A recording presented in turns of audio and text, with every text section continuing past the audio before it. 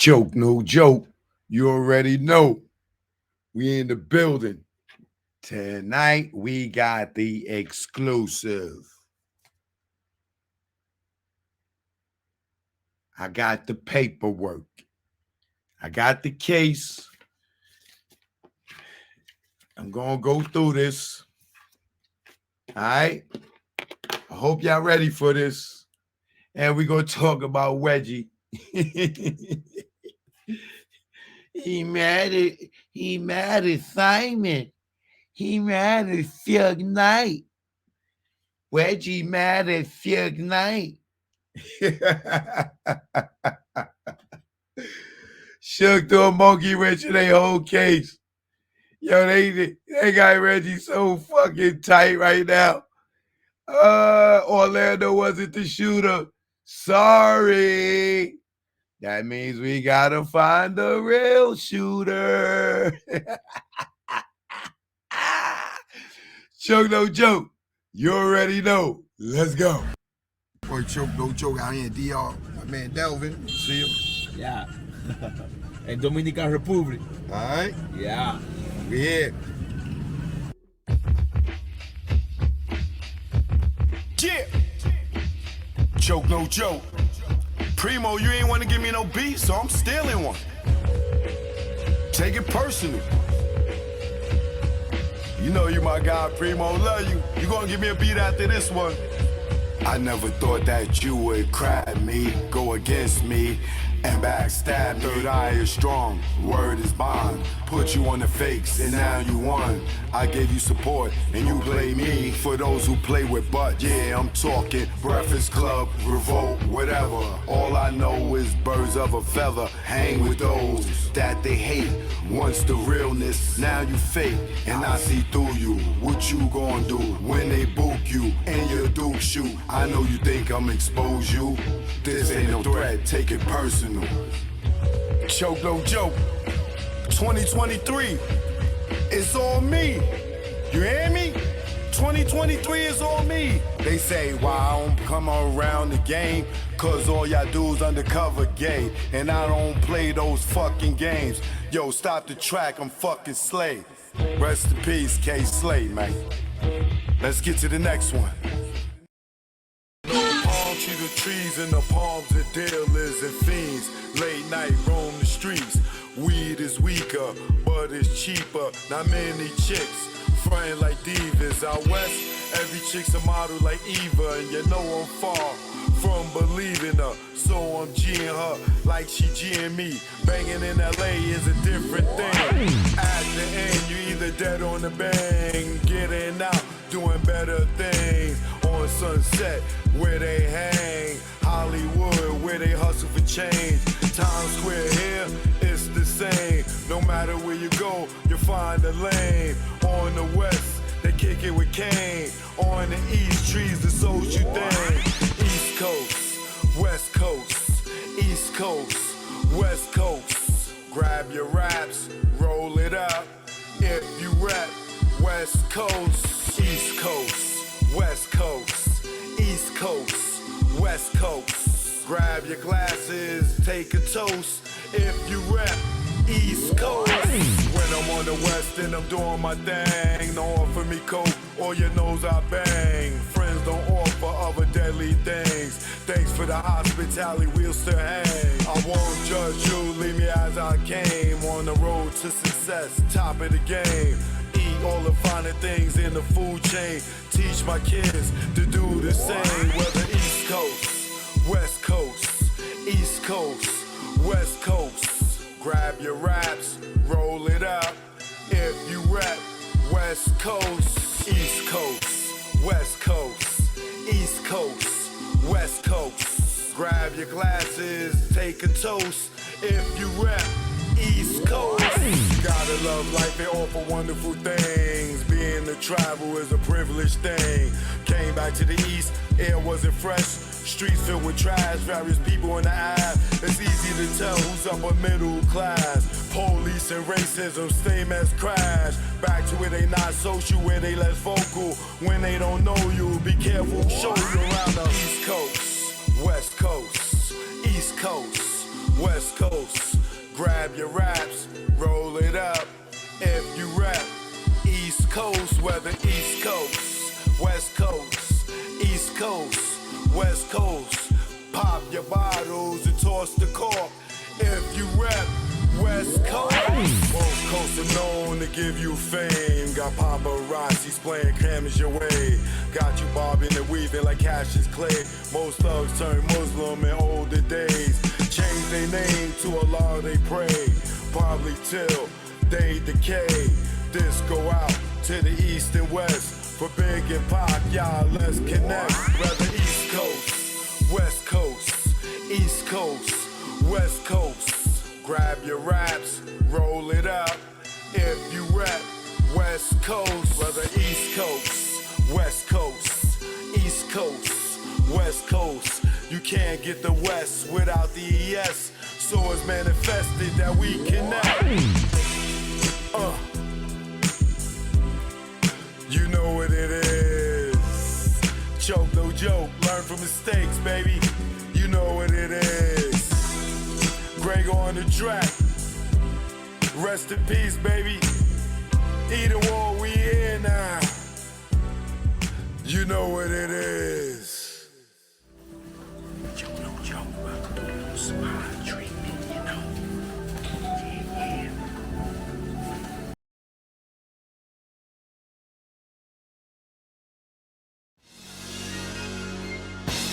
Stay the hell. Don't follow those cats.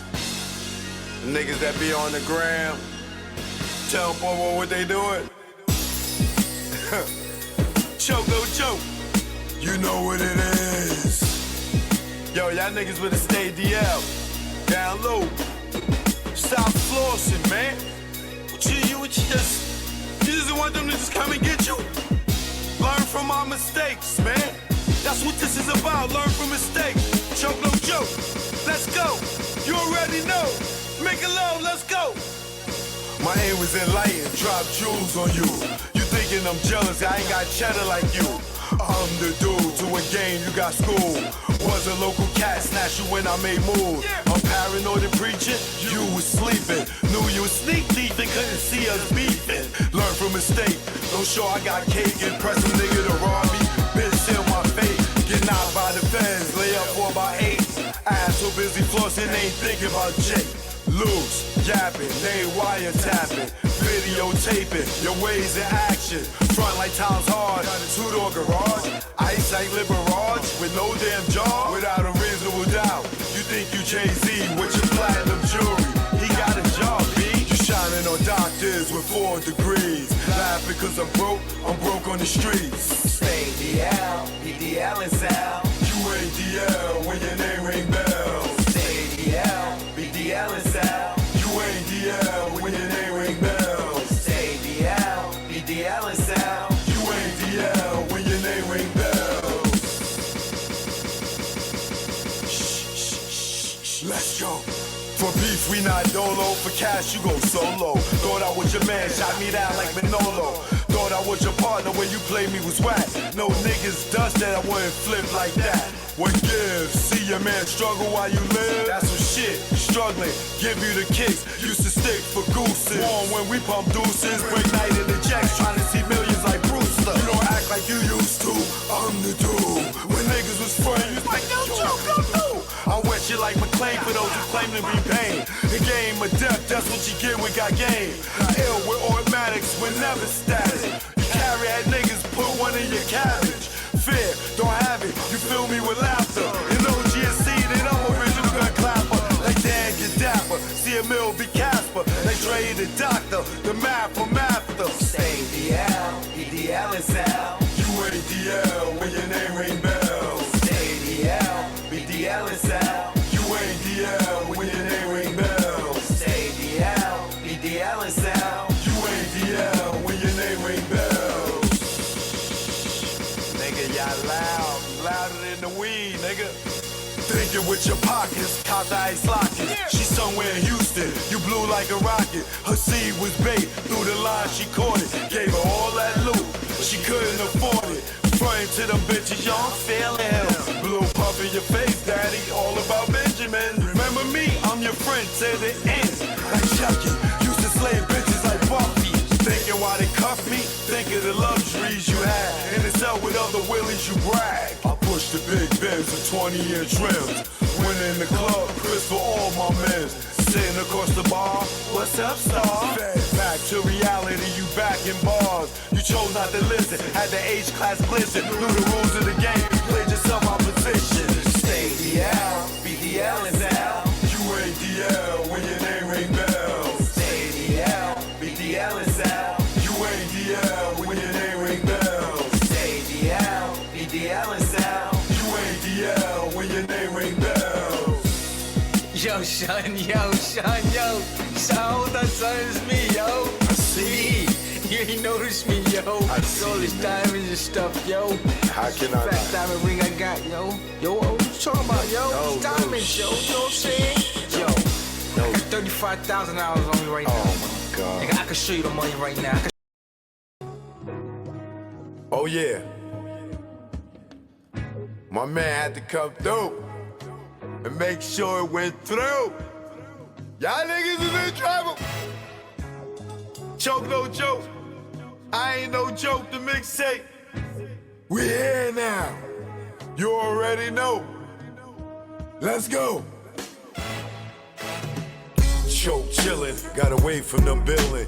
Ain't shit really changed though, I'm still that villain. I'm making money with rhyme, fuck black on black crime. Beef and money don't mix, like Muslims and swine. I'm talking milk, penicillin, y'all be illin'. Y'all be thinking y'all killers, with y'all school face grillin'. Kick that bullshit to me, y'all be wet though like Bruce Lee. And Brandon and Hearst on the highway to heaven. Man, you making mad threats and stuck in one section. I'm OBP like Naughty, making connections. Talking under your breath, get you something you don't need. 2 fully loaded Max, filled up with heat. Nigga, you sweeter than 30 days for a body. Pop shit to these niggas, see me walk by me. But I ain't looking for no beef, I don't eat bologna. But I bring a whole cow if you run up on me. Shiesty, try me and hype me to peel your wig back like 10 cent icy. Bring it, stop bluffing, I got your threats, they mean nothing. I respond like Bond, I come through on bombing. Playing bodegas, flipping Montega. You tan in the Jacks, I tan in Jamaica. Faker, wouldn't bust if he raped ya. Your chick out blazed her, hit it like Jada. While you blew up a pager, had to breathe like Vader. Your star at war, with the lightsaber. I'm here to lyrically tear your red, nigga, you a spear. I jack you up, now you outta here. Throw me on the 600. Now fucking nigga humming, blowing down 8th Ave with a bad bitch blunted. I take it there. Y'all niggas don't want it. Y'all niggas don't want it. Y'all niggas don't want it with no joke. Who you thought it be? Represent the NYC. Bring it on if you niggas want some of me. Have y'all niggas feeling it like Jay-Z. No joke. Who you thought it be? Represent the NYC. Bring it on if you niggas want some of me. Bronze King like the LORD-FINE-SC. And that bullshit y'all do, y'all niggas don't stress me. Oh yeah, and you already know, either war what it is.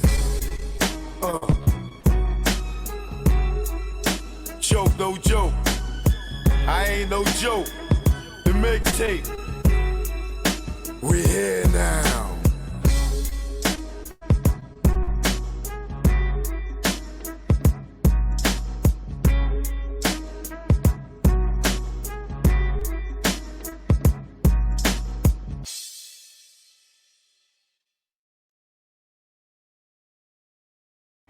Choke, no joke, chiggy choke, no joke. Choke, no joke, chiggy choke, no joke. Choke, no joke, chiggy choke, no joke. You know what it is. I know this industry chick with the blog. When I have exclusives, I hit her off. Then she did some ish to piss me off. It was crap ish, so I brushed it off.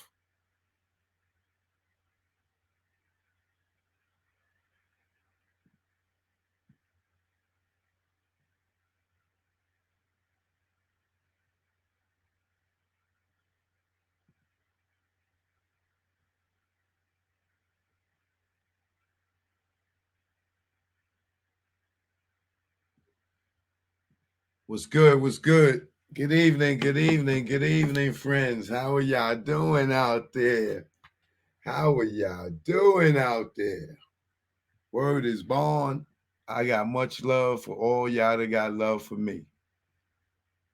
Like Dev Banks, you know what I'm saying? Brina says, was first in the building. Techie Rod in the building. Kate, Key Brown in the building. Pat Moore, Anonymous, Yasmin, Sabri, Tasha Rain, Seymour Pate, Ike Kenyatta, Red the Great, 2020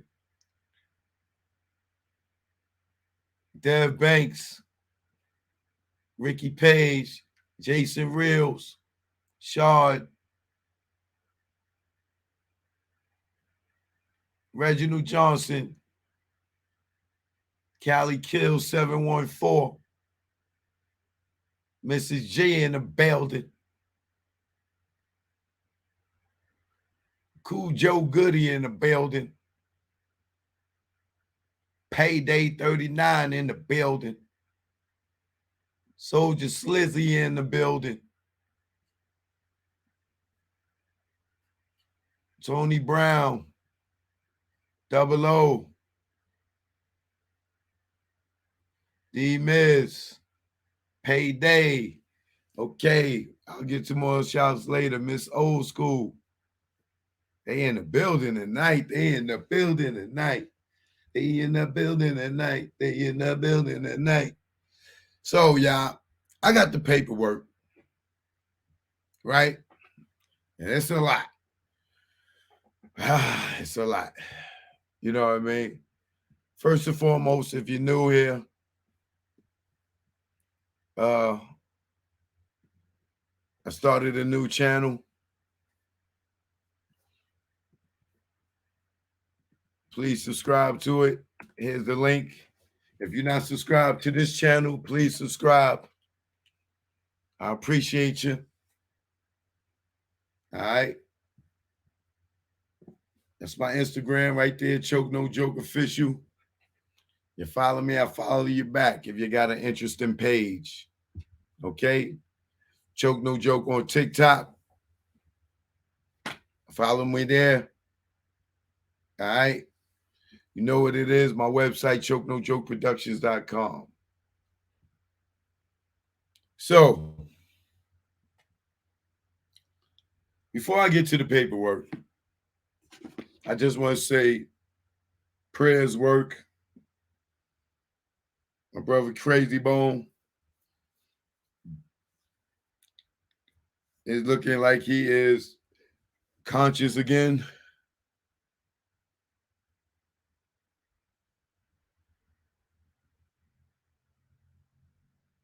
So keep your prayers up for Crazy Bone.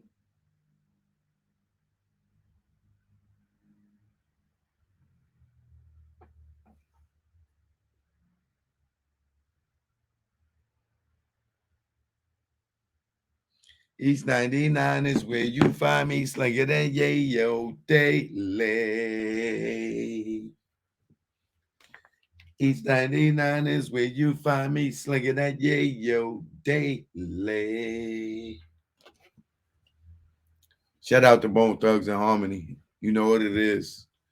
So yes, please subscribe to my channel, man. I appreciate you. And then subscribe to my new channel. It'll be much appreciated. So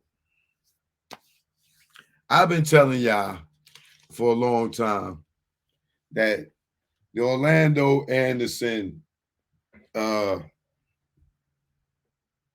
whole story, the Keefe D whole story, Keefe D done lied too many times for me to believe his story.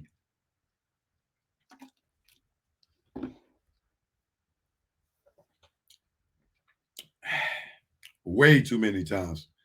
He said he saw Tupac reach with a gun and came out and he took the first shot at them. How many of y'all heard him say that? He said that on Greg Caden's on Greg Cater's murder rap or whatever it is, that audio that was played, right? He saw Tupac reach for a gun and shoot. Tupac made the first shot, bow, and then they retaliated. Then when he was on Vlad, he said he seen Tupac reach for a gun. And then Vlad said, "Did you see the gun?"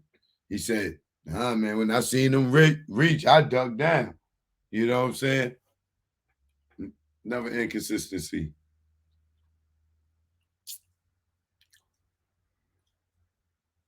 But how did we get to Vegas? How did we get to Keefe D? Right? Let me tell you how we got to Keefe D.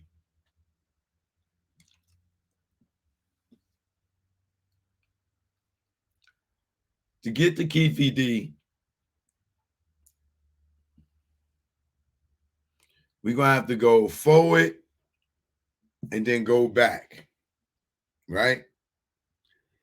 This is for all the people that's scratching their head now that Suge Knight came out and said Orlando Anderson isn't the shooter. This is for all the people that remember Gaddafi saying that it was a light-skinned guy that looked like a bitch. This is for the people that remember Corey Edwards saying the eye in the sky don't lie because he seen Orlando Anderson at the bar at the time of the shooting.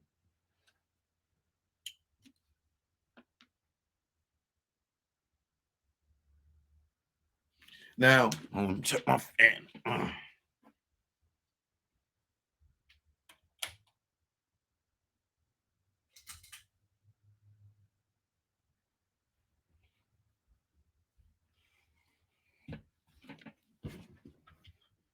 Now, I'm going to tell y'all something right now.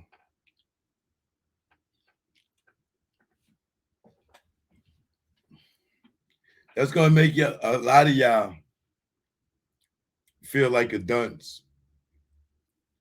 You remember in the cartoons when a person did something stupid and then they look in the mirror and they got the jackass face or they got the dunce cap on? I'm gonna tell y'all a simple fact that's gonna make y'all all go, Psh, I ain't think of that. I'm gonna show you how much people are groupies for stories, right? Reggie Wright Jr. was not at the scene of the crime.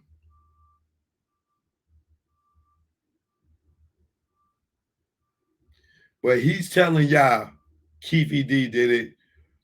This dude was the Baby Lane was the shooter.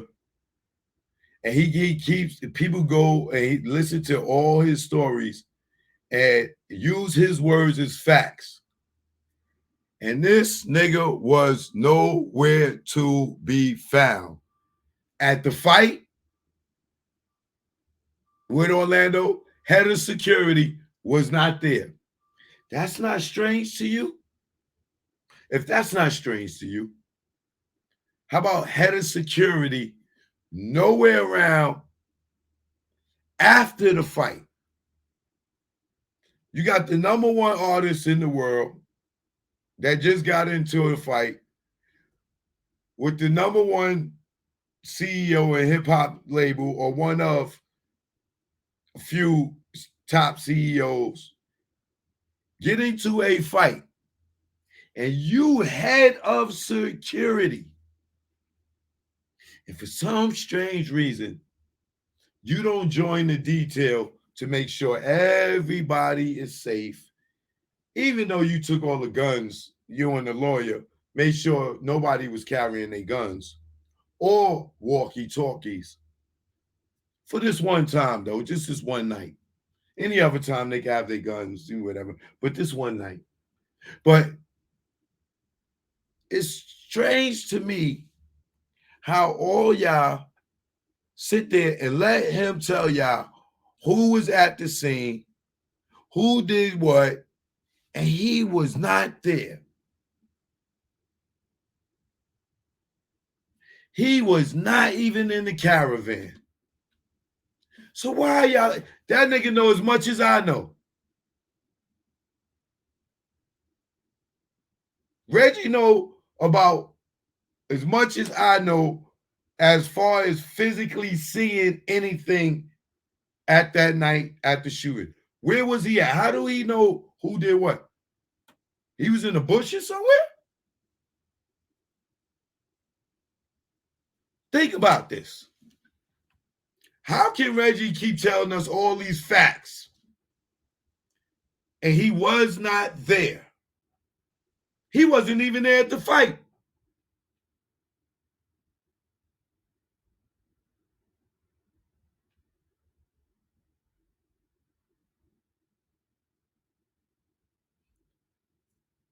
So why y'all listening to Reggie?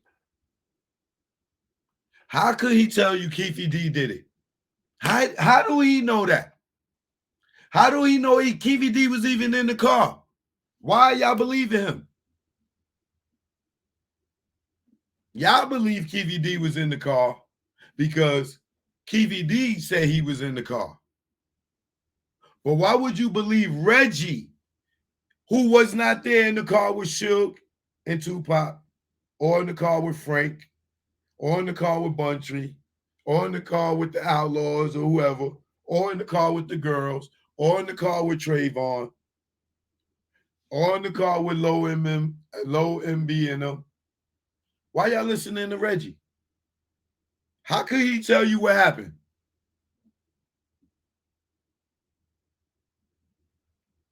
How could he discredit Suge from what Suge just said on TMZ?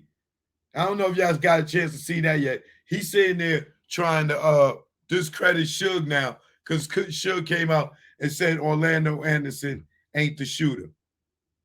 And he telling Suge he's lying. How do you know he's lying if you were not there? You know something he don't know? Or you know something we don't know? How do you know if Suge say Orlando wasn't there? Why would you say you disappointed in Suge? He ain't riding for Pop. That's not strange to nobody. A nigga that was not there is telling the one and only living witness that saw who did it.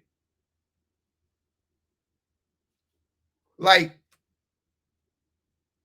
he got something against Tupac that he gonna sit there and lie and say Orlando didn't do it.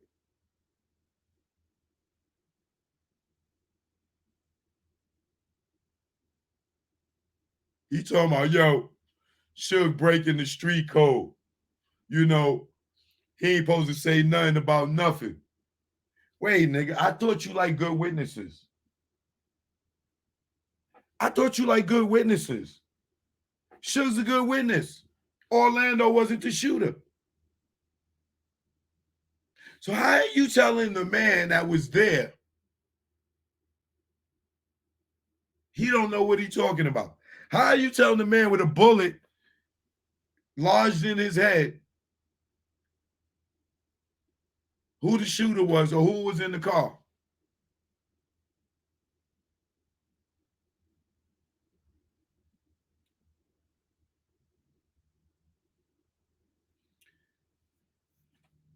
Somebody said, yo, you know Sugar liar. And Reggie's not? How many lies I caught Reggie in?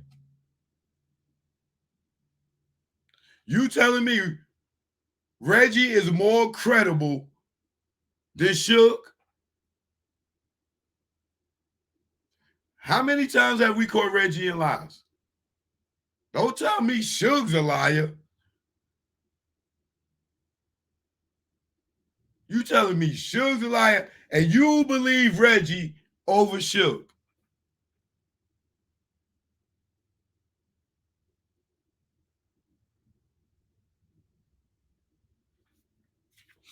Now, before I get into the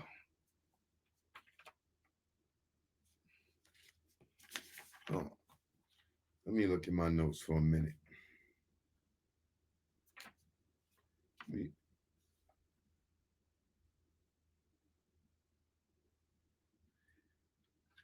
Reggie said that Suge is out here trying to input himself into the case. Look, this is how slow Reggie people, his fans are, right? That they sit there and they criticize the Suge. They believe this dude over Suge, right? Reggie says to his people, yo, nigga, people can't be this slow, bro. Reggie said to his people, yo, Suge just want to input himself into this case because he a clout chaser and a media whore. Suge just want to input himself into this case. Can y'all tell me who was in the car with Tupac?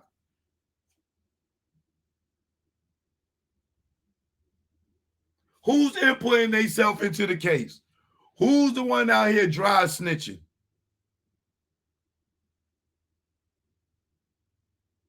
Bro, tsunami snitching. But Suge just wants to input himself into this case. How stupid do that sound to y'all? Is Suge not the only person that should be a part of this case?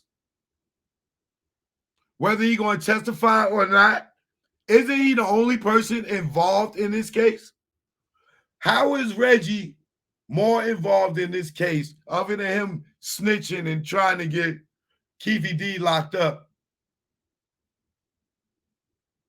Can somebody tell me how is Suge just trying to input himself in the case because he's a clout chaser and a meteor in jail? This nigga's on YouTube every day telling Tupac stories. And I don't know how, I don't know how y'all people think this nigga spent so much time around Tupac. Like, the Tupac is not the president. He didn't have Secret Service where niggas go to his house with him, to the restaurants with him. Everywhere he go, Reggie was not with him.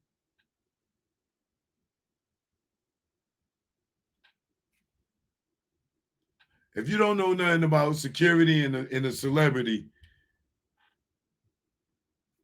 the time is only when needed, not or 24/7. Okay? But think about this. Reggie's out here trying to get Keefy D locked up. Right? Yeah, I'm going to get Keefy D locked up. I'm the one that tricked him. I'm the one that gave Vlad the number. I'm the one that gave all of them the number. You know what I'm saying? Yeah, I tricked him. Why? What? Okay. Why are you tricking him into a jail cell? Now, if Suge say he ain't got nothing to do with it, and Orlando ain't the shooter, and Reggie going so hard and gun-ho to put it on Keefy D, and he was not even there to see who did it, that don't make you scratch your head?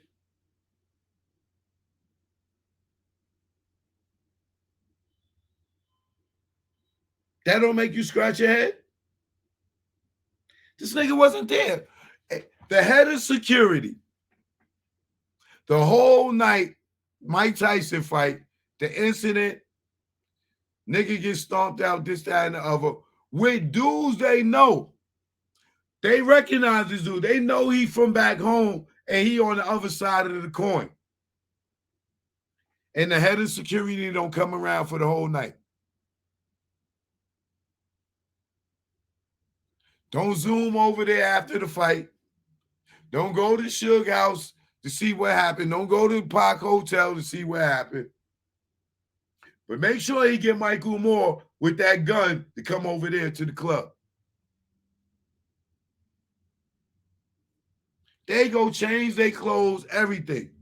And the head of security don't come around. Ask a celebrity you do that you know, is that, or somebody that works security, is that strange?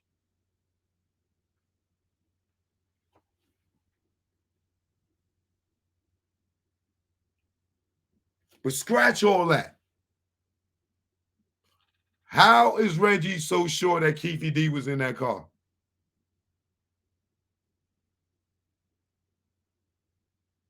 What proof do they got other than what Keefe D said or repeated after Greg Caden came out with murder rap in that book?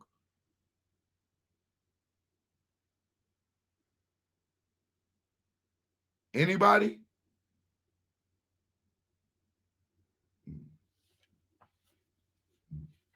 Maybe he'll say, oh, Tupac fired me. That's why I ain't come around. But you still was getting paid by Suge, nigga. Suge tells you where to move the pieces, nigga. He run the chessboard. If he told you, yo, nigga, I don't care if Pac ain't paying you no more. Right now, you working for Death Row, nigga. That's my artist. Put 2 niggas on Tupac. Put 5 niggas at the club.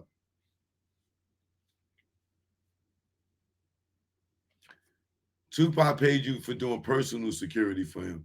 Not he wasn't paying for the label for you to do security for the whole label. That's just personal security. Nigga, I've been around.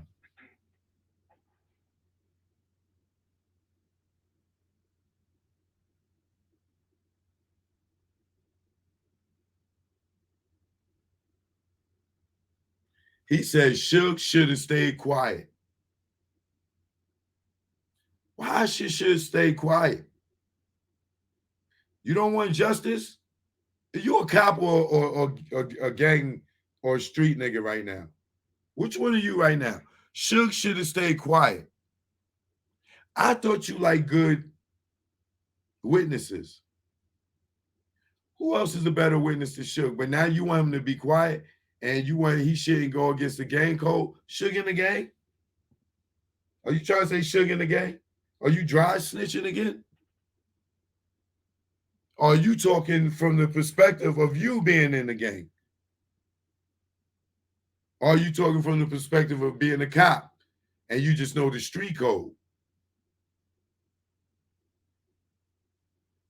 Suge should have kept his mouth shut. So he should just go let Keefe D go to jail because he's the enemy of the color that you say he allegedly reps. You say he going against the other color allegedly, right?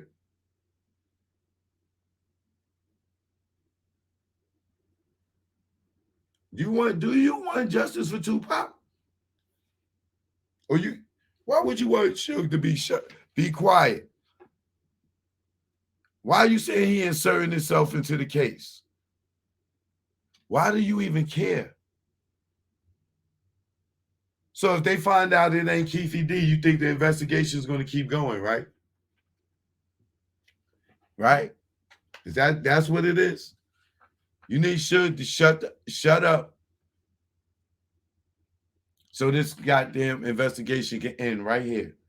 But now we know Suge says Keefe wasn't involved. He don't know if he was or wasn't. But Orlando wasn't the shooter.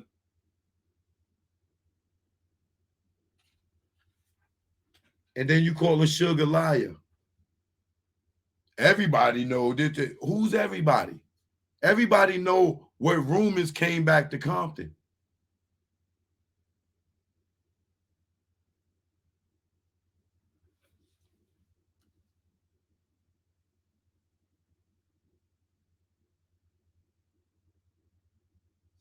And then what you do just after that? Hey, y'all want to know who the confidential informant is? The secret surprise guest that testified to anything, you snitching. We would have saw that in court. It would have played out. And how you know who it is already? You really connected. You've been telling us this thing play by play, buddy.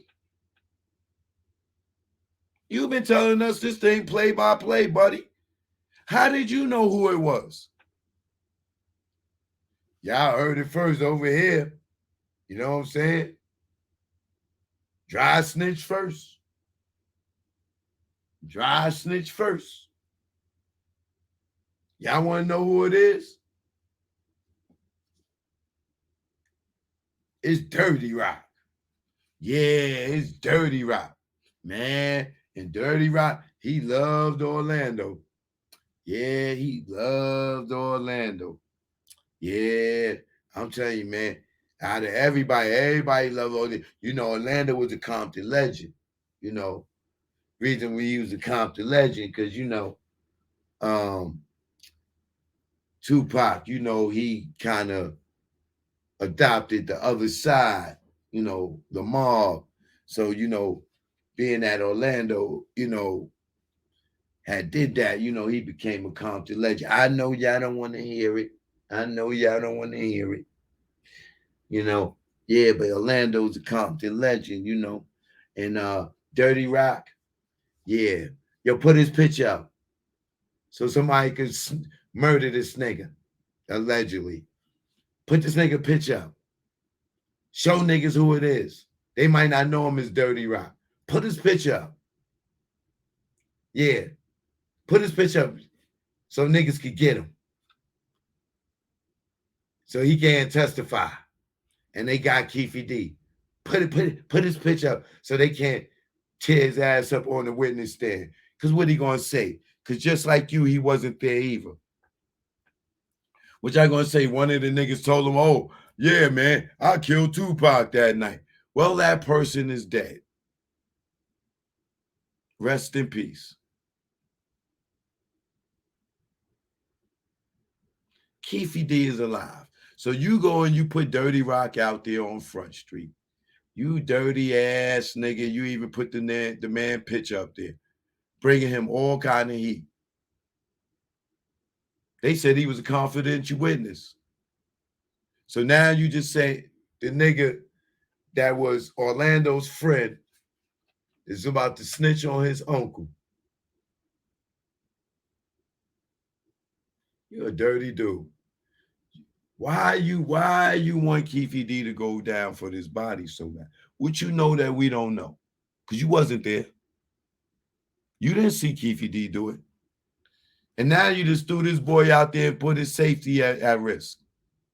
And put his picture up there. You a dirty nigga. You a cop right now or you a gangster? I know you a gangster. I know you a gangster. I'm scared of you. Don't think I ain't. I know what you're capable of doing. I know you young training day. You training day at Compton, nigga. You the training day at Compton. I know when your daddy rolled down on Keefy D. I know, boy, you are gang related.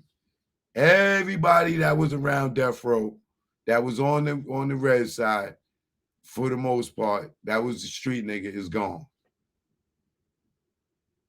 But you still around.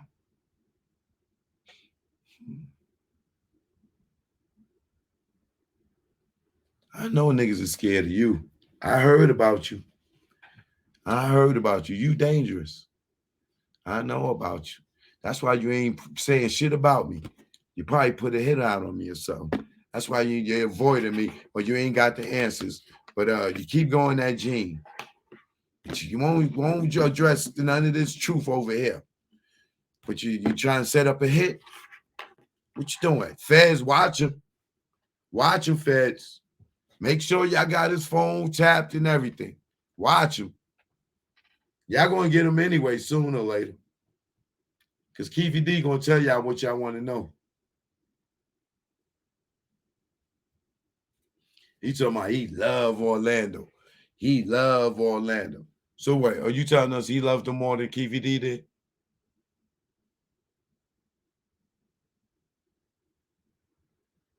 You telling me he loved him more than Keefy D did? He loved Orlando. Reggie, you can fool everybody else, not me. See, a lot of these niggas like your charm. You're charming, nigga. You're charming. You're charming these dumb niggas right out of their cash apps. You and the Black Panther white boy. Y'all niggas is charming. You know Keefy D did it. You know Orlando did it. You was in Vegas. You was the head of security, and you wasn't even there. And niggas supposed to believe you over Suge Knight. Sure.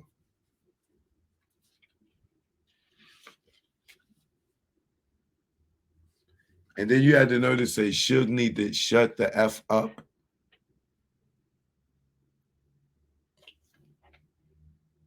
Suge, the only witness, the nigga that got shot too, he need to shut up, but you need to keep talking on YouTube every day.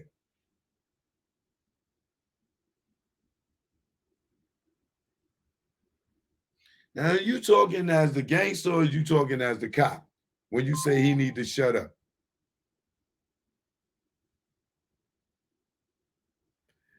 Why would you say Suge is the witness in this case and he needs to shut up?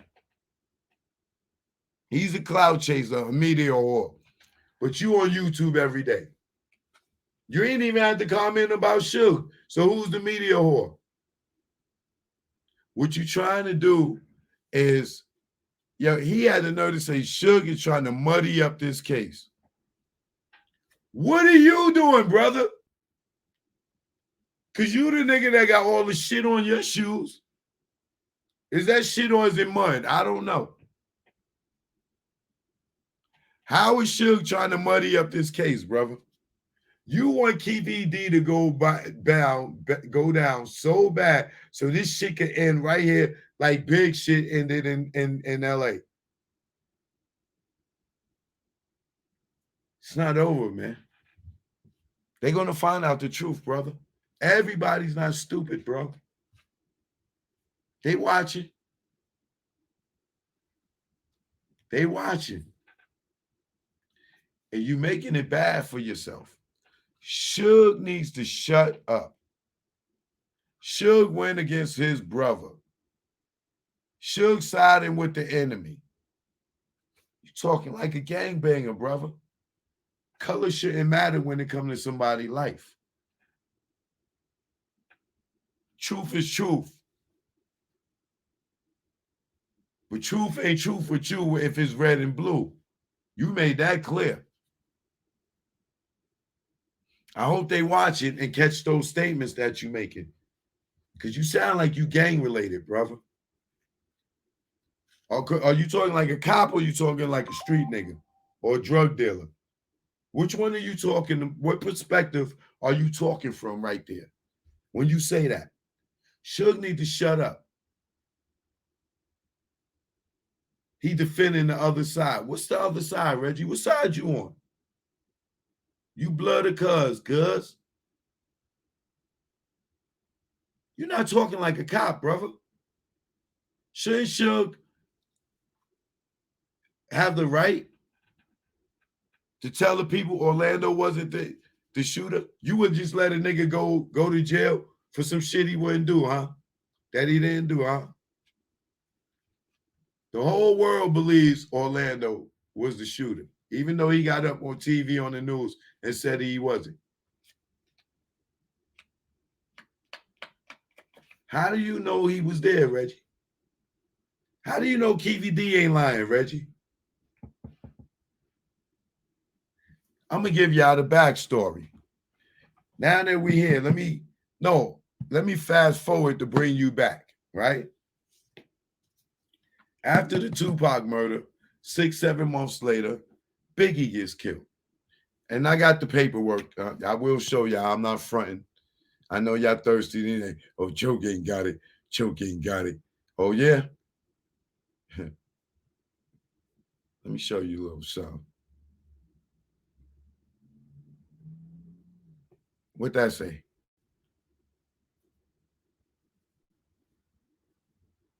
What that say? Okay. Long as you know I got it. All right. Now, check the story. Let's go forward to bring y'all back to how we got here. Right? All these years that went by, Orlando was alive. He never got indicted. He passed away. Dre was alive, never got indicted. He passed away. Terry was alive. He died, never got indicted, passed away. Keefy D's left, right? Reggie says, oh, they was, they could have got Terry when he was alive, but, they was following him around. They was trying to get him, but they couldn't catch him dirty. So being that they couldn't catch him dirty, they didn't want to just stop him because, he might not have said nothing if they ain't catch him dirty. That's how the cops work in Compton. You catch a nigga dirty and then you try to hit him with some other shit that you suspect him of, but you won't pick them up off of the pure suspicion. But you want to make sure you catch him dirty so you can make him tell you about what you suspect him of. That's good police work. Yeah, that's good police work in Compton. It's called dirty tactics, right?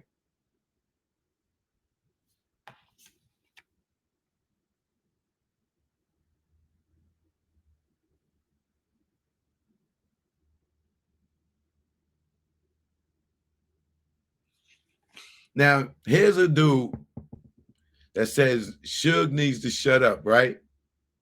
Dig this. Suge needs to shut up. He's trying to muddy up this case. Now, we're going to fast forward to come back. This is the same dude. You know how we got to Vegas? Reggie was a suspect in the Biggie murder, allegedly. Greg Caden gets the case. Greg Caden goes to see Reggie, not knowing that he's Kaiser Soze. He thinking he's Virgil the Crip. If you don't know these references, you need to go watch the movie The Usual Suspect. Okay? Now, Greg Caden goes to see Reggie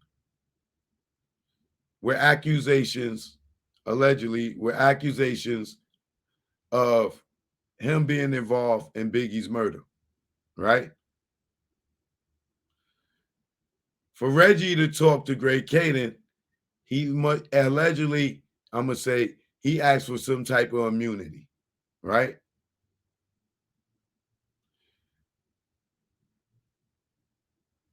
And we know, allegedly, or we believe that Reggie got some type of immunity, and he allegedly may be a 137 source due to the conversation that we heard with Phil Carson and Don, pardon me, on the dossier, right? It's kind of quite clear through the conversation, he's some type of undercover source or something, right? So now he's saying Suge needs to shut the fuck up, or he's dirty in this case, right? So now Caden comes and sees Reggie, allegedly, with accusations of the Biggie murder. Reggie tells Caden, oh, it was Southside.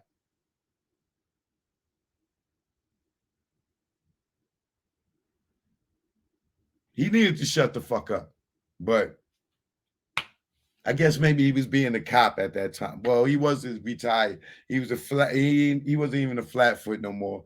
So he was just a security guy, right? He tells Caden it was Southside. You can hear him tell the story himself. And the reason he told Caden that it was Southside for what? The same story he's telling right now. Because he felt they killed Big because they didn't receive their money from the Tupac killing. That narrative was given to Greg Caden. Greg Caden goes to the jail to see Keefe D. That's where you get him secretly recording Keefe D, right? Now, Reggie may have also told Caden about the Tupac incident as well. May have. Not sure, right? But to me, it makes sense because Caden was kind of leading Keefe D even in that proffer agreement meeting where he recorded him.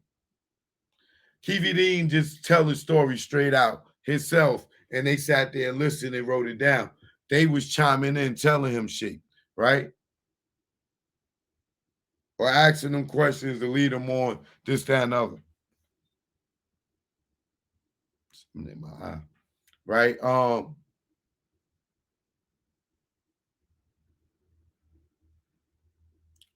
So Keefe D tells Caden, yo, we didn't kill Biggie.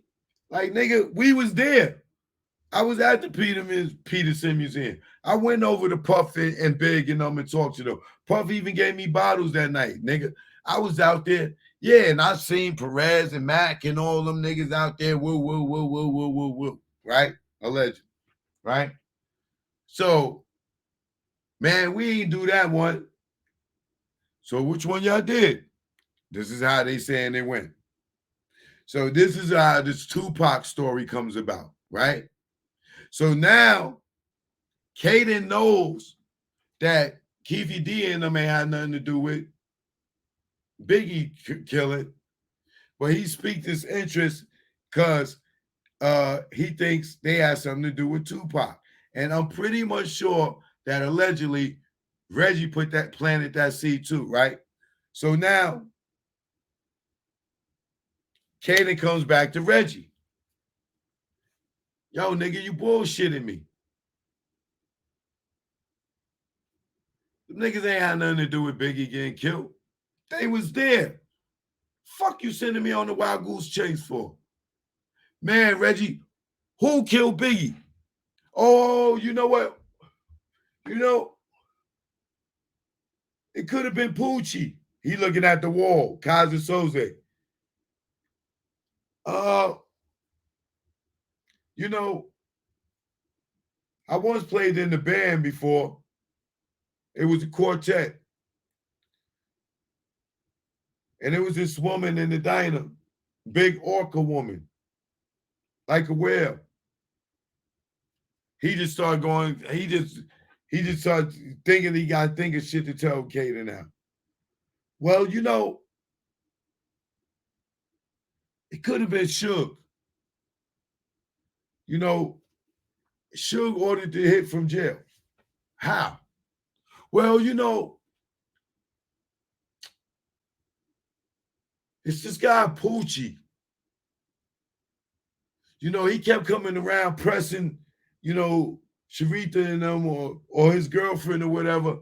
And he kept coming around pressing everybody. So, you know, I think Suge did it. And he had Teresa Swan come on to visit and pose as a lawyer, which we know people pose as lawyers so you get our privacy so Suge can get a nut off real quick. You know what I'm saying? We know what that is, right? But, you know, she went over there to, you know, and posed as a lawyer so they could have privacy. And Suge may have set it up like that, you know what I'm saying? So who had an Impala? Well, you know, Suge, you know, he bought 2 Impalas and he gave one to Poochie. Poochie had an Impala because Suge bought 2 of them. He just gave one to Poochie. He was just being so fucking generous. He went to the dealership. He seen 2 of them and said, fuck it, I'm gonna buy 2 of them. You want one, Poochie? Yeah, so you know, he bought Poochie the Impala. So where's Poochie at? Oh, Poochie died, man. Poochie died just like last year, man. The year before, man. Poochie's dead. I would have gave you Poochie, but he's dead now. I'm sorry, Greg. Yeah, man. Oh, shit. He's dead? Well, you know what? Let me go talk to Teresa. Let's squat on her. Oh, shit. She's doing credit card scams. Oh, we got her. The way Reggie wanted to get T, you know, we got this one. She dirty. So let's get her. Hey, we see right here you was running credit card scams right here. You know, we going to take your baby from you if you don't tell us what we need to know about this Biggie murder. I don't know nothing about no Biggie murder. Yeah, but we seen you lied and you went to the jail and you said that and how did they know she was going into jail posing as a lawyer?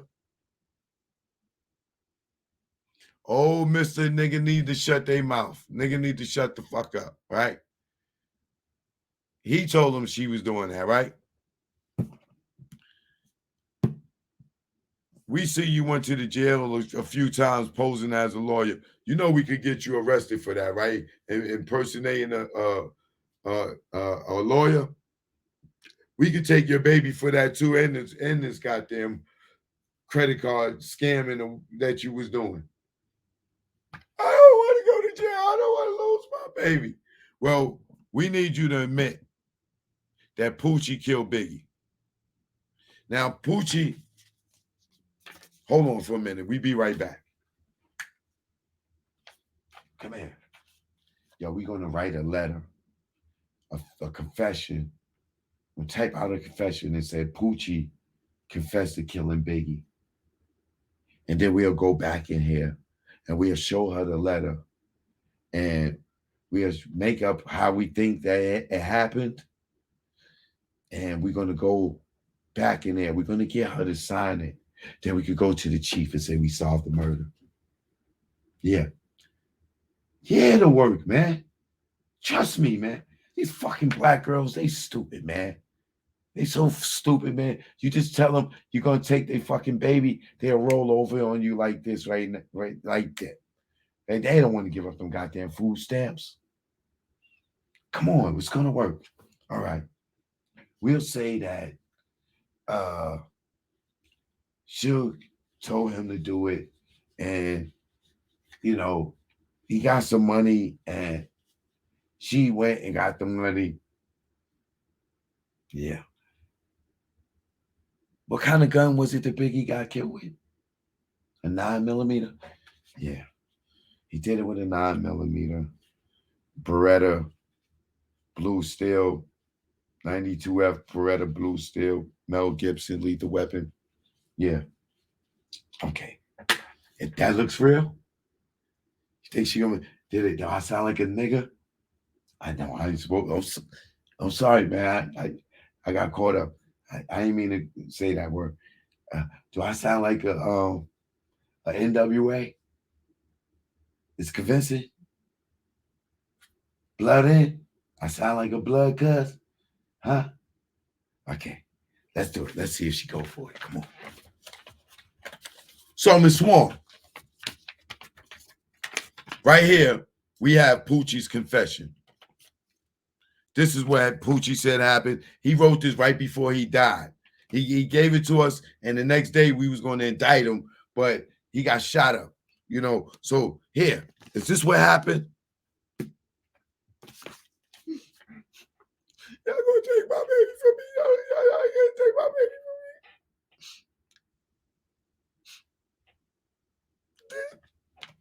me. This is it. This is exactly how it happened. You said Poochie wrote this, right? This is exactly how it happened. Poochie is not lying. Poochie's lying. Yeah, Suge set it up. Poochie did it. And yeah, I did give Poochie some money. Yeah, if it, how much you said I gave him again? Yeah, I gave him that amount of money. I did. Poochie did it. I get my baby's that now. Okay, I'll sign it. Where you want me to sign it at?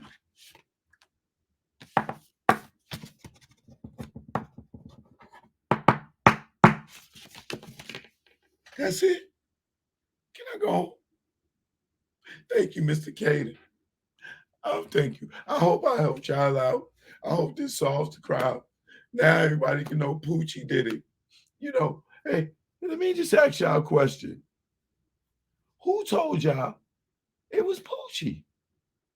Well, we can't tell you that. You know, we got a CI told us. You know, we can't give you that information, Miss Swan. I'm sorry, we can't tell you that. You know, but you know that Poochie couldn't read or write, right? Well, he had somebody write this for him, okay? And the person that wrote it for him, he's really smart, so he can articulate it like that. No, we didn't know Poochie couldn't read or write.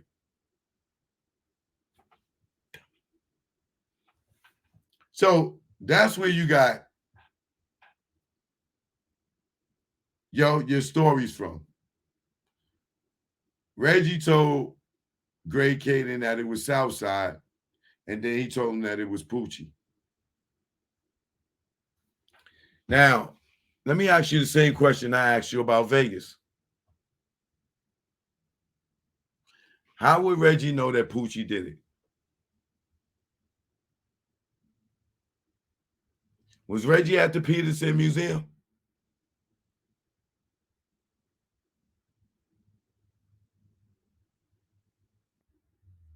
How would Reggie know that Poochie did it?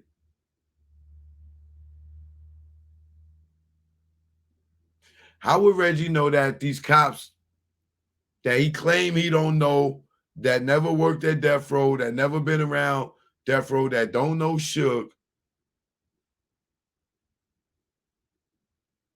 how would he know it was Poochie and not these cops? How would he know that? He said because he said he didn't know Rafael Perez and Suge didn't know him. But Suge said Perez and Reggie is good friends. So are we to believe Reggie over Suge? And Suge said Reggie, Perez, and Sharita are great friends. And they was all plotting so they could take his company.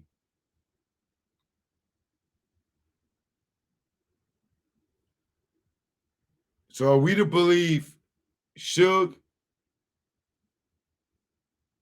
or Reggie?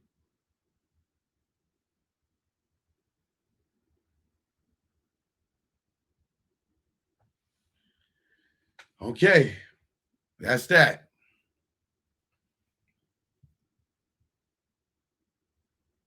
Why is Reggie so sure that Keefy D was there?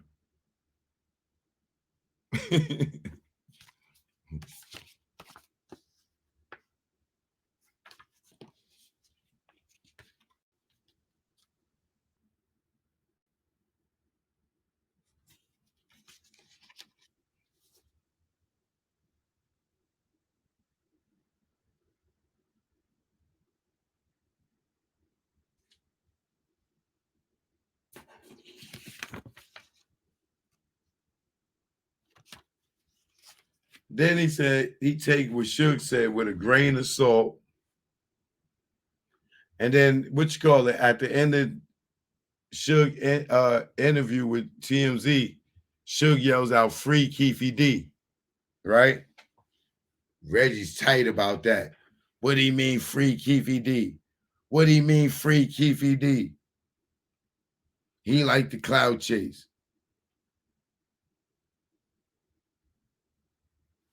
He ain't trying to insert himself and muddy up the case. No, he's inserting himself to tell the truth, to clean up the case so an innocent man don't go to jail.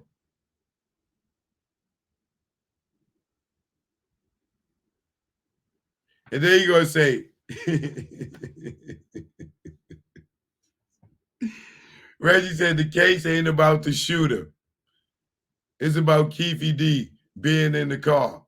So y'all don't want to know who killed Tupac. Y'all just want Keefe. Y'all just want to lock up Keefe D because he talked about it.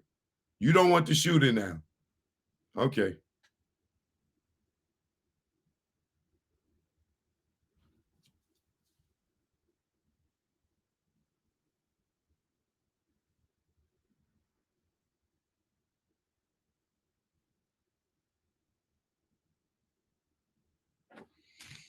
I just want to know how Reggie know who was there and who was the shooter.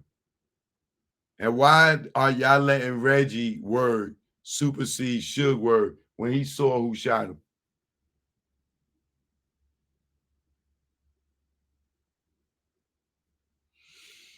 Let's get to this paperwork.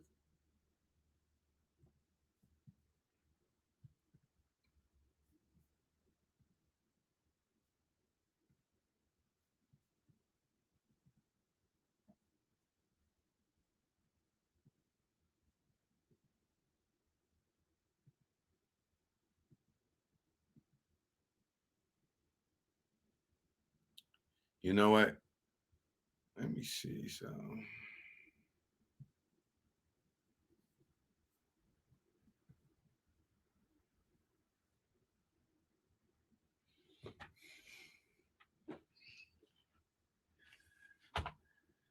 This is for those who want to steal.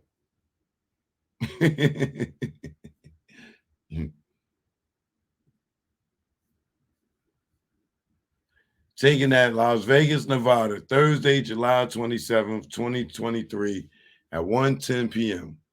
Reporter's transcript of proceedings, Volume 1. Grand jurors present on July 27th.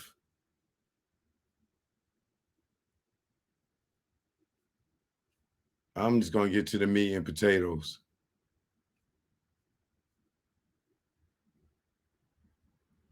The grand jury exhibits the proposed indictment, page 5, exhibits photographs. But they got 1, 2, 3, 4, 5, 6 pictures and a CD.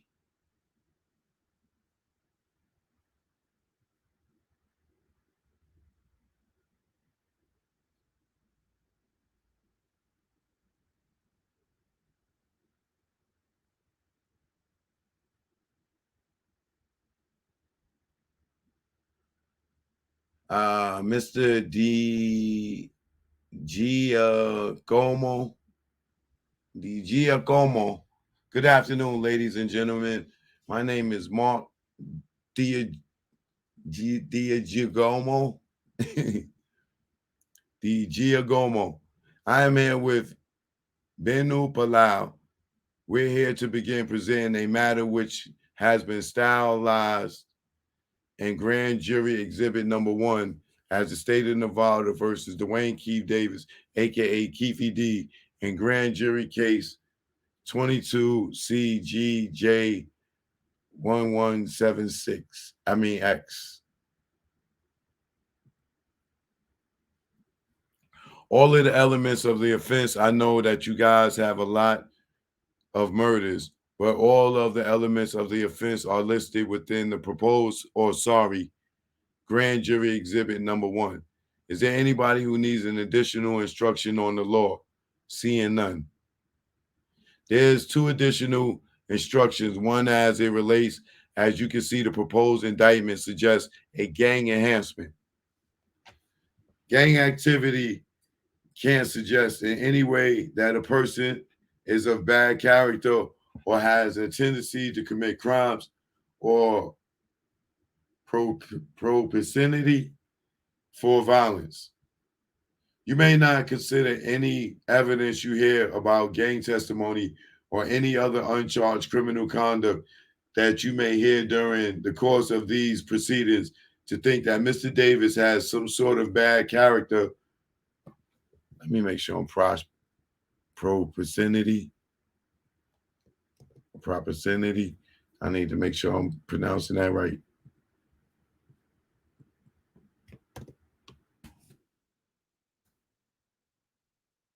Propensity.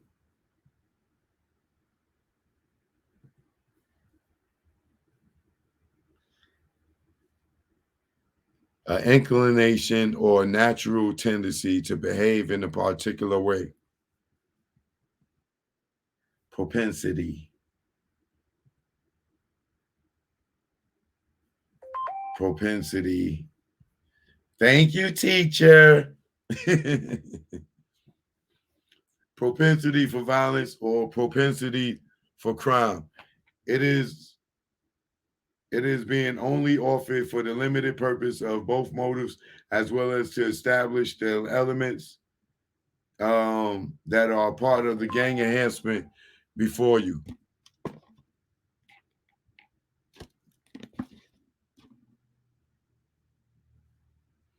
The last instruction, and I don't know if this instruction has been given to this grand jury before, is this is a case that, as many of you well know, has had a lot of media attention over the last 27 years. You are instructed that you are not to consider anything in determining probable cause that has not been presented in this courtroom. Can everybody agree that only the evidence that is presented before you in this courtroom will be the evidence that you consider as to whether or not whether or not there is or not probable cause to charge Mr. Davis with the crime? Okay, seeing an agreement from everybody. In addition to that, over the course of high profile cases, there is oftentimes people make efforts to learn what happens in this room. I am just going to remind you that this is a secret proceeding, that nobody should be talking to you, period. Anyways, if they even know who you are. But if, for example, a reporter approaches you, it's either no comment or just keep walking by and do not talk to them whatsoever and maintain the secrecy of this particular proceeding. If there are no questions, I'll call my first witness. The four-person mark. A reporter is not going to come to us because they don't know we're on the grand jury anyways. Well, some of you wear badges that say grand jury. Certainly there can be times, I didn't see any today.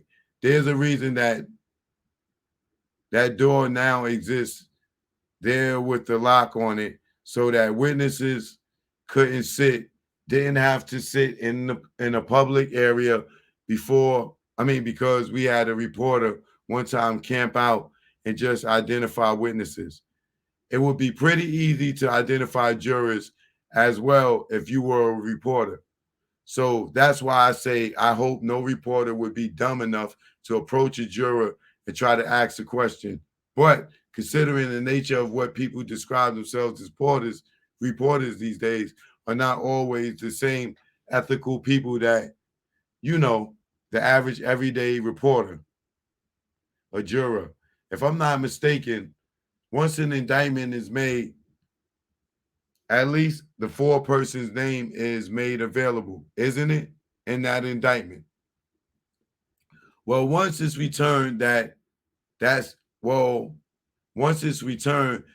on there and on the transcript. The jurors, if there is an indictment returned, the jurors' names are not listed.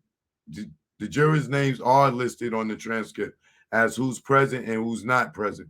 That information as to who's on the grand jury is already out there.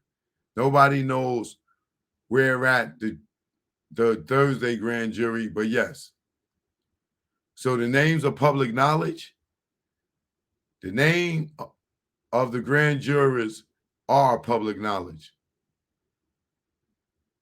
Yes, because in the newspaper it will say the last, and I don't know, it was a case, that was just a couple of weeks ago, and it said, yeah. So like it came back in a minute.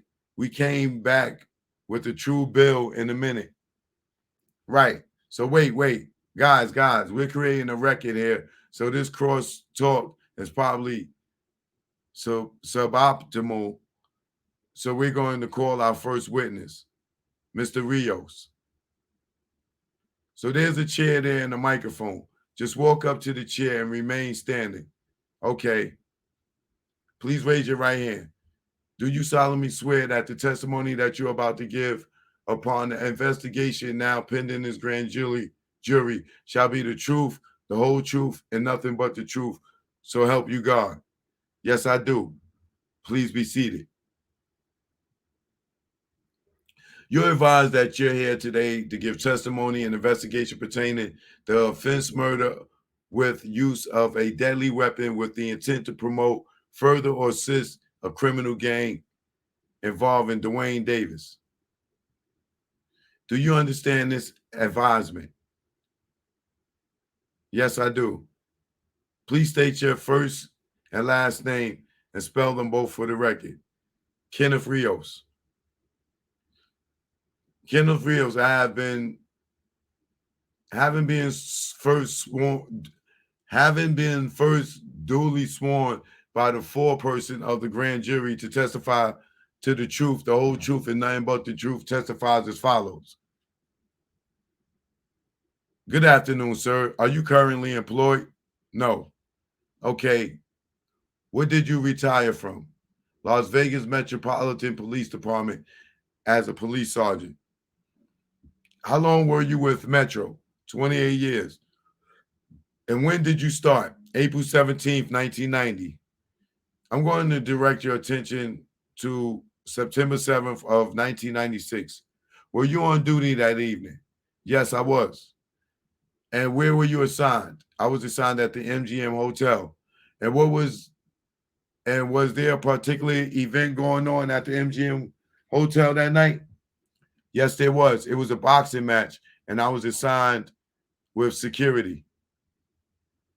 Were there other uniform? Well, let me ask you this first of all. Were you in a uniform? Yes, I was in a uniform. Hold on, y'all. I need to get something to drink.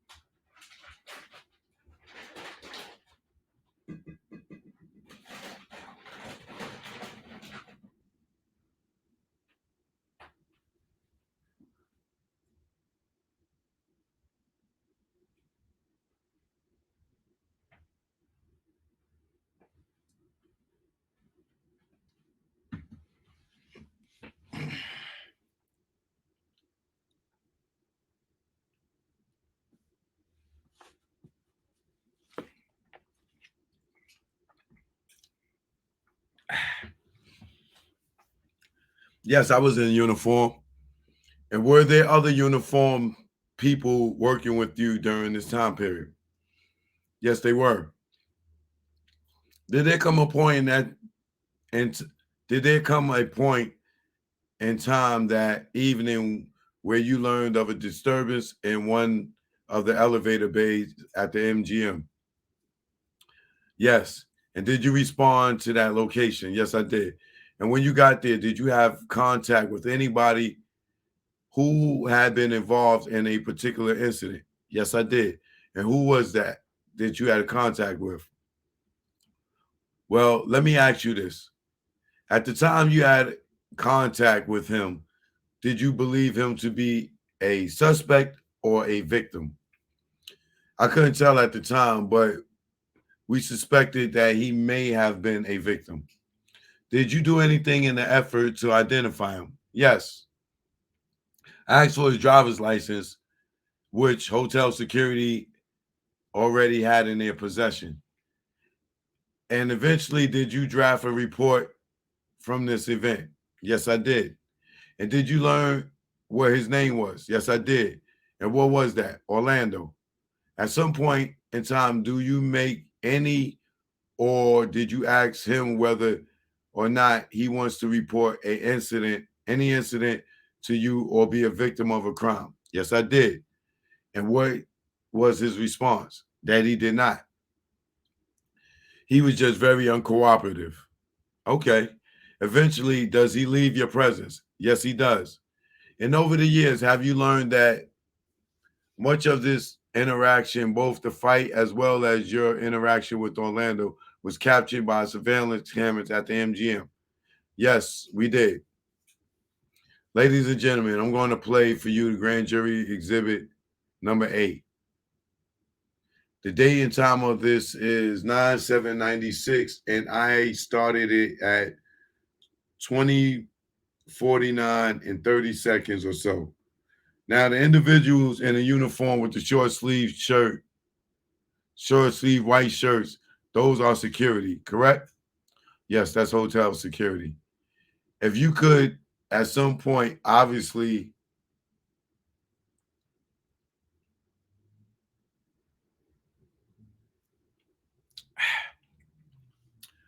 if you could, at some point, obviously, that's an officer, but at some point, if you recognize yourself from 27 years ago, would you let me know? Okay. And I believe that's me. I believe that's my back towards the camera, which is yes, yes. And the person, Orlando, what is he wearing? He's wearing a white jersey with the 13 on it. With 13 on it? With 13 on it. That says Marino? Yes. He walks off at 20:55:50 on camera. Is that about accurate? Yes, it is. At the time you were talking to him, do you have any reason to detain him? No. And thus he was free to leave. Yes, he was. And then he did not want to report any crime. Nothing. No crime. I asked him if he needed medical assistance. I remember that. And he refused also. Thank you very much. That completes my questions for the witness.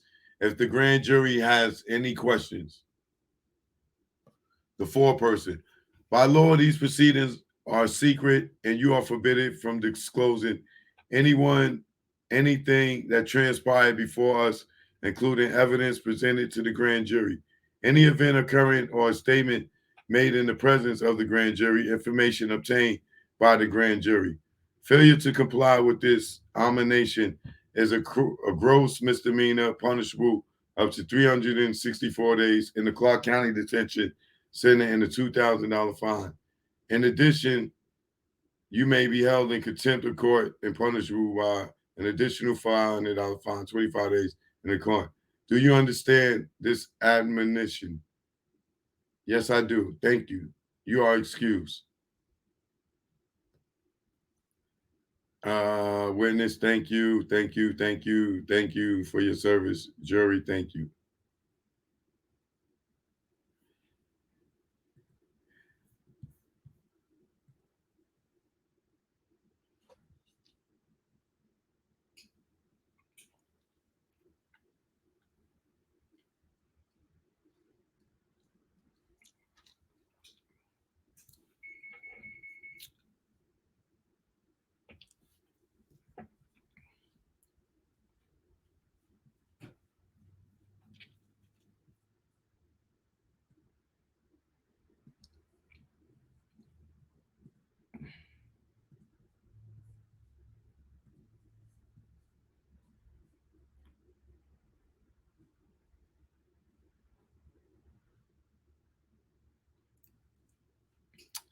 You solemnly swear next witness, please be seated.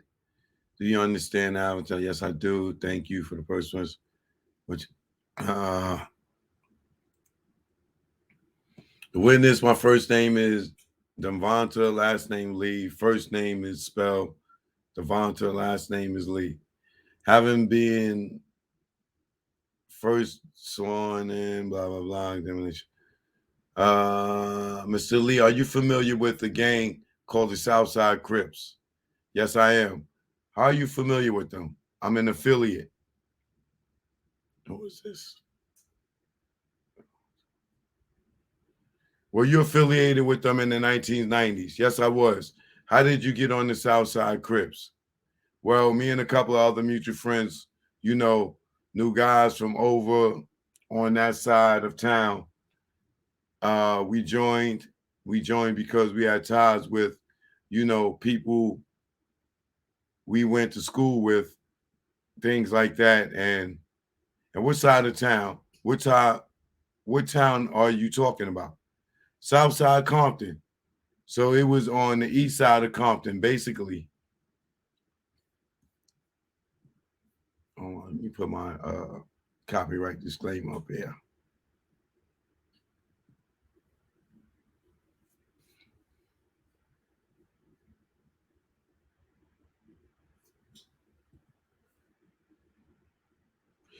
East side of Compton. Is that Compton, California? Yes, it is.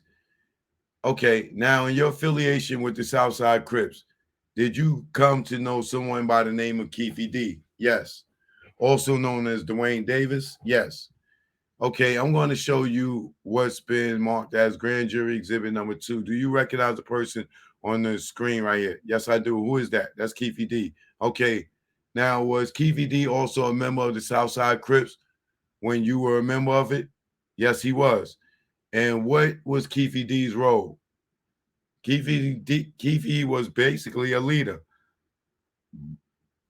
of the neighborhood, one of them. Okay, and is it fair to say, well, how did he get to be a leader? Do you know of the Southside Crips? Well, his family is very, very known in the neighborhood that I'm from, so he kind of like grew up in it. Also, he became, because he was real big in the drug trade. Niggas don't give a fuck. Really big. He was real big in the drug trade. Start, making big moves so that elevated him, as far as his gangbang life and his stature. Is it fair to say that he was a well-known member and leader of the Southside Crips? Oh, yeah, most definitely. And you say he had obtained funds through the drug trade. Did he have a little bit of money or a lot of money? He had a lot of money, especially then it was a lot of money. And by then, are we talking about the mid 90s? Yeah, about the mid 90s. Can you explain to me, like, what does a boss do in a gang like the Southside Crips? Like, what's his role in the gang? Well, they have a couple of different roles depending on what kind of boss they are. So let's talk about Keefe. Like, what was his role? Okay, well, his role was he was a financier for one. Whatever we needed, we obtained. We got it easy by a boatload. You know what I mean? Yeah. And then he was able to then puppeteer things. He can, he can tell you to do things, have you do things, stuff of that nature. And let me ask you in a different way. If KVD told you wait. And let me ask you in a different way. If KVD told you were young back then, right? Right. Is KVD much older than you? Yes. He's about 12 years older or something like that. And if KVD told you to do something, would you do it? At that time, yes. At that time, Keefy D was what? How old is Keefy D right now? 60?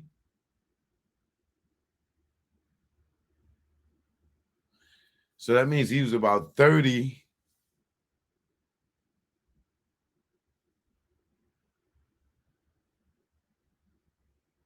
Which would make this kid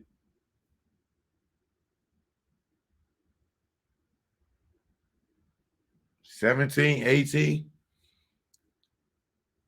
And if Keefy D told you to do something, would you do it? Would you do it?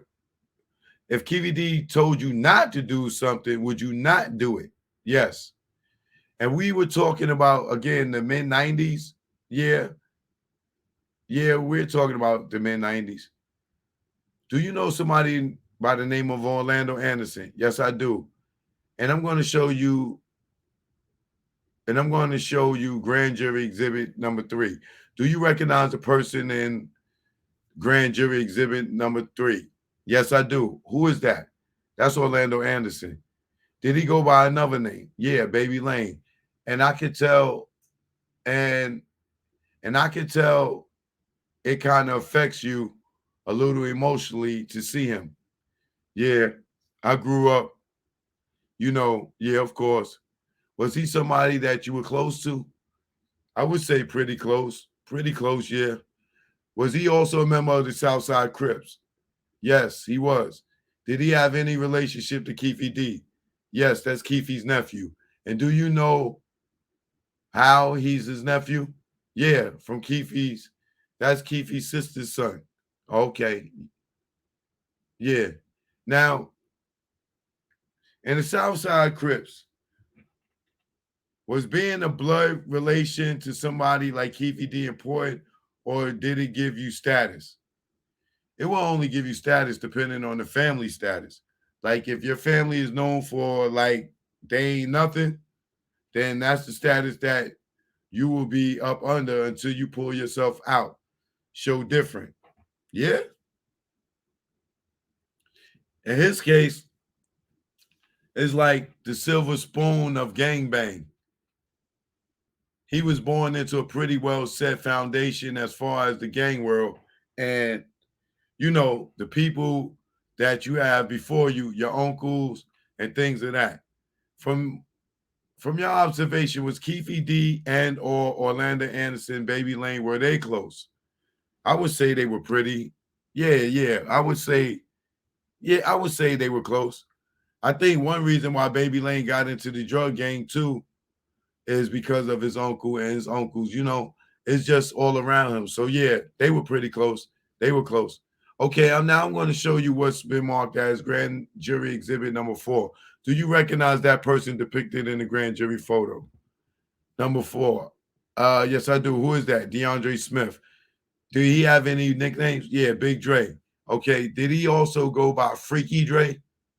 Freaky Dre also, yes. How did you know Mr. Smith? Me and Mr. Smith used to go to basketball camps together. I don't know if people know, but he used to play basketball. He was pretty good too. Big guy, 6'6", big guy. But yeah, that's how I end up meeting him. And we lived in the same vicinity in Long Beach. So I would see him at the parks, at the school,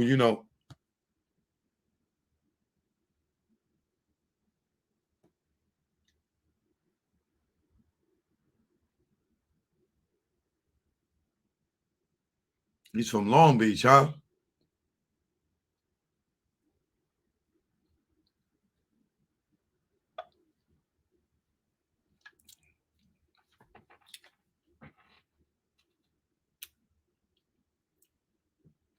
And we lived in the same vicinity in Long Beach. So I would see him at the parks, at the school,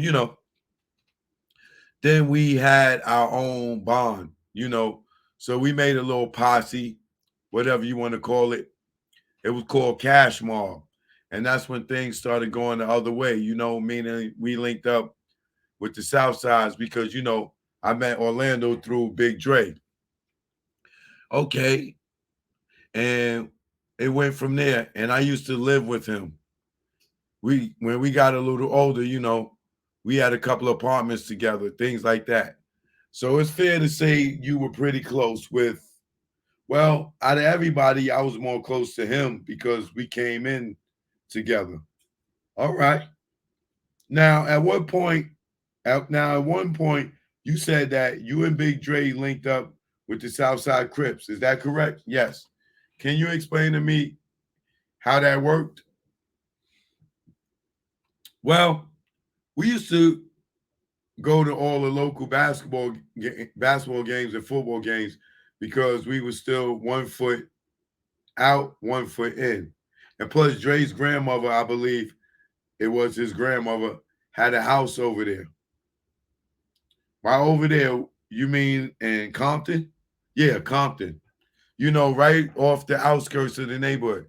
And he went to elementary with Orlando. So that's how he went to elementary with Orlando. So that's how Orlando knew him.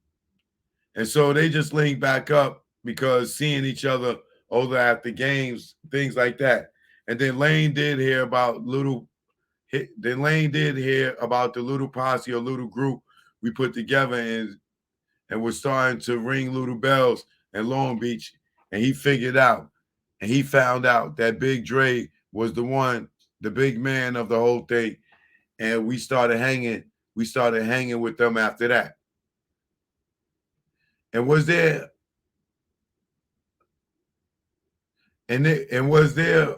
a way that you had to get in good with the Southside Crips? Was there initiation or anything like that? Well, we got initiated. Okay, and how does that work? What's the initiation? You fight. Yeah, you fight. Well, there's a couple of ways you could do it. You can get jumped in or you can put in some work, meaning do harm to someone. Oh, okay. A rival gang or something. We chose the fighting. So you got jumped in? Yeah, we got jumped. Did you guys get jumped in separately or together? Well, we got jumped in. So they sized us up. So, of course, Big Dre was a big guy. So they gave him somebody of his stature. They did their thing. Boom. Next. See, they didn't. It was like the old way where like a bunch of guys would just wail on you because, for one, Orlando said he wasn't going to let that happen because they let Orlando know first before they even approached us about it. So Orlando said, I'll make it happen, but you all going to have to give them a head up, a fade. That's a head up. You know what I mean? You're not going to pack them out and bottle treatment and those type of things. And so was it the same day that you and Big Dre got jumped in? Yeah, we got jumped in on the same day. And Orlando was actually, like you had mentioned, Orlando kind of helped orchestrate and make sure it wasn't too bad. He made sure they didn't go overboard. Like I've seen other people get jumped in our gang, and I mean, they got done, Oh, really? Yeah. So it was a big help. Let me say that. That's for sure. So you all were close enough to Orlando that he was at least looking out for you guys. Yeah, for sure. For sure. I'm not going to show you grand jury exhibit number 5. Do you recognize the person in grand jury exhibit number 5? That's Terrence Brown. Okay, Terrence Brown. Do Terrence Brown have a nickname? Yeah, T Brown or T Bubbly. Okay, couple names. He switched up through the years. Yeah. Was he a member of the Southside Crips also? Yes, he was. Now it sounds like, correct me if I'm wrong, Orlando and DeAndre are more or less the same age. Is that true? Yeah, we're all in the same age bracket, yes. Was Mr. Brown in your age bracket or a different age bracket? He was in Keefy D's age bracket.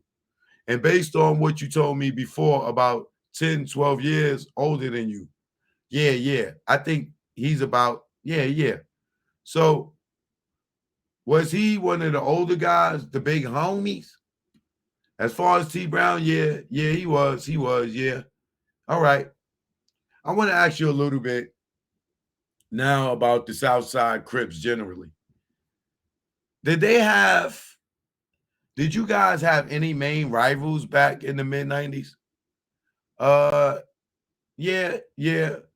We had a few, mostly Bloods at the time, Ludus Park, Mall Pyro, Treetop Pyro, Hollywood's Pyro, everything that was on that side of Compton as far as Bloods, that's who we had.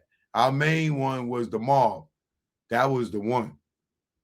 And so Mall Pyro, was that the main rivalry? But any Blood gang would be a rival? Right, correct. On that side of Compton. Now, while in the mid 90s, were you familiar with somebody, the rapper known as 2Pac Shakur? Yes. Okay.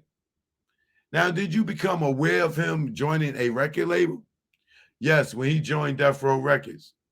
To your knowledge, as somebody who was in the gang, to your knowledge, was Death Row Records associated with any gang out of Compton? Yeah, they were the Mob. Yeah, that whole situation was the Mob. Okay. And by that, you mean Mob Pyru? Mob Pyru, yes, correct. And that was the Blood gang you guys had a real issue with at the time. Yes, correct. Now, are you familiar with the head of the Death Row Records was? Yes, Marion Suge Knight. Marion Suge Knight. And were you aware of his affiliation as well? Was I aware of his affiliation? Yeah. Everybody that knew him knew that's where he's from. And where being from meaning? Luda Parks, Mall Pyru. And where being from meaning, Luda's Park, Mall Pyru. Now, is it fair to say that Mall Pyru was closely associated with Death Row Records and 2Pac Shakur? Yes. And so Mall Pyru was hanging out with a lot of rap artists and R&B artists at that time. Yeah, there were a lot of artists, but yeah, that's what they were doing. Now, during that time period, were the Southside Crips hanging out with any rappers? We didn't start hanging. Well, we did hang. We did have a couple of different rappers come around, but I'm talking about as far as really dealing with them, no. We dealt with Redman before, a couple of other people that you all probably don't know, but one of the main one was Redman. He did a video in our neighborhood before, which Orlando was in the video and everything. He was pretty young then too. Did you guys ever have affiliations, or did you ever hang out with any members of Bad Boy Records?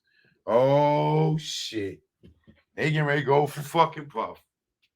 Oh God, here we go.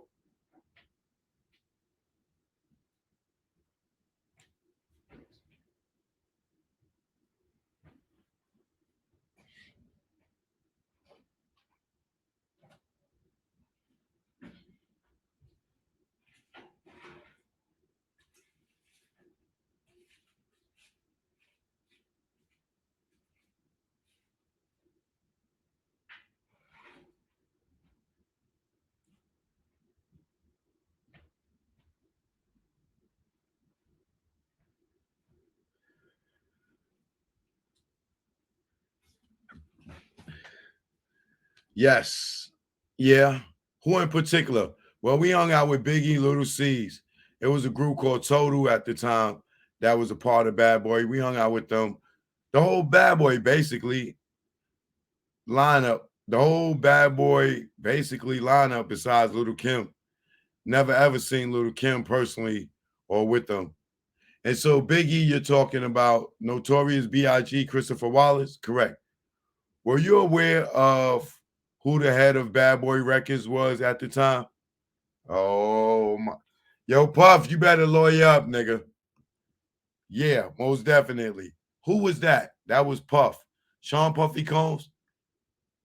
And then, did you ever hang out at a party with Mr. Combs? I've been to a hotel party. And was it common or uncommon for Southside Crips to provide protection for bad boy artists when they were out in California? How you just jump to that?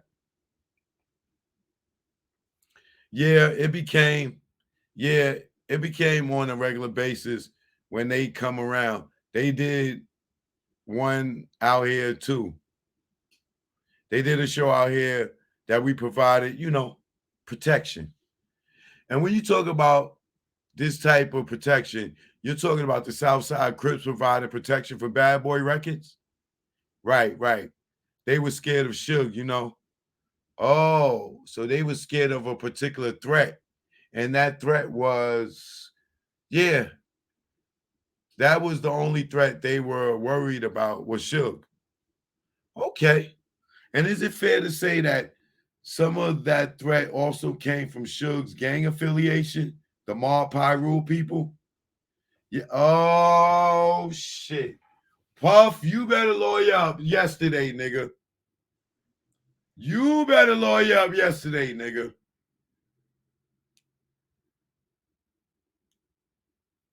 Yes, the gang affiliation. And not only that, but Tupac going to death row and telling them that, Biggie and them, Puff and Biggie and them had something to do with it when he got shot up the first time. He really believed that they did it. They probably did it. I don't know. But that right there added fuel to the fire. So it was like anytime that any Death Row affiliates or anybody that dealt with Death Row, if they see anybody from Bad Boy, it can go all bad, Oh, shit. This is about to get ugly. And so is it fair to say that this rivalry was fairly well known in the media and talk a lot of talk both in the music industry and just of well known in the streets as well? Yeah, it started the whole East Coast, West Coast thing, right off the top, like bam. And you talking about the rap beef? The rap beef of it, yeah. And then when it came to the gang issues, you already had Mob Pyru and Southside Crips, which were national rivalries outside of the music industry. Outside of the music industry. Yo, who is this nigga, man?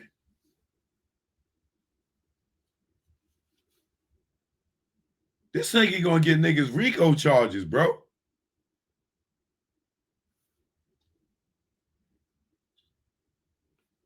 He gonna get niggas RICO charges.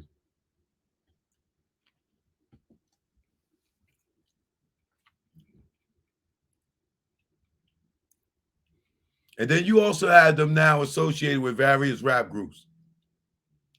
Mob Pyru being associated with Death Row Records and Southside Crips now being associated with Bad Boy. With Bad Boy, okay, right. Okay. Did that or did that not escalate? Oh, yeah, it escalated for sure. It escalated. One thing, somebody need to check this nigga record and see if this nigga got a case or some shit. For him to be a gangbanger, he's sure doing a motherfucking lot of talking, boy. I mean a lot.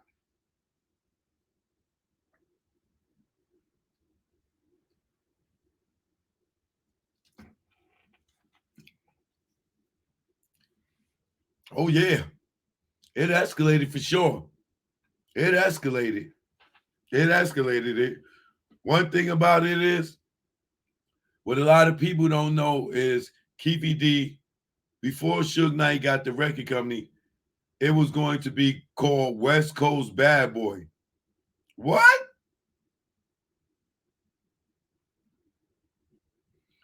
He was going to get the money that Suge got from the same person Suge got it from. But Keefe didn't know nothing about that world, so Keefe was hesitant to dabble in it, so he was taking his time. And that's when Suge came up and swept, you know, went up under him and got it because they knew each other. Suge and Keefe know each other. So yeah, when he heard that Keefe wasn't taking advantage of that situation, he came right on in and took advantage of the situation. He's talking about the Harry O situation. And don't Keefe D act like Harry O is his man?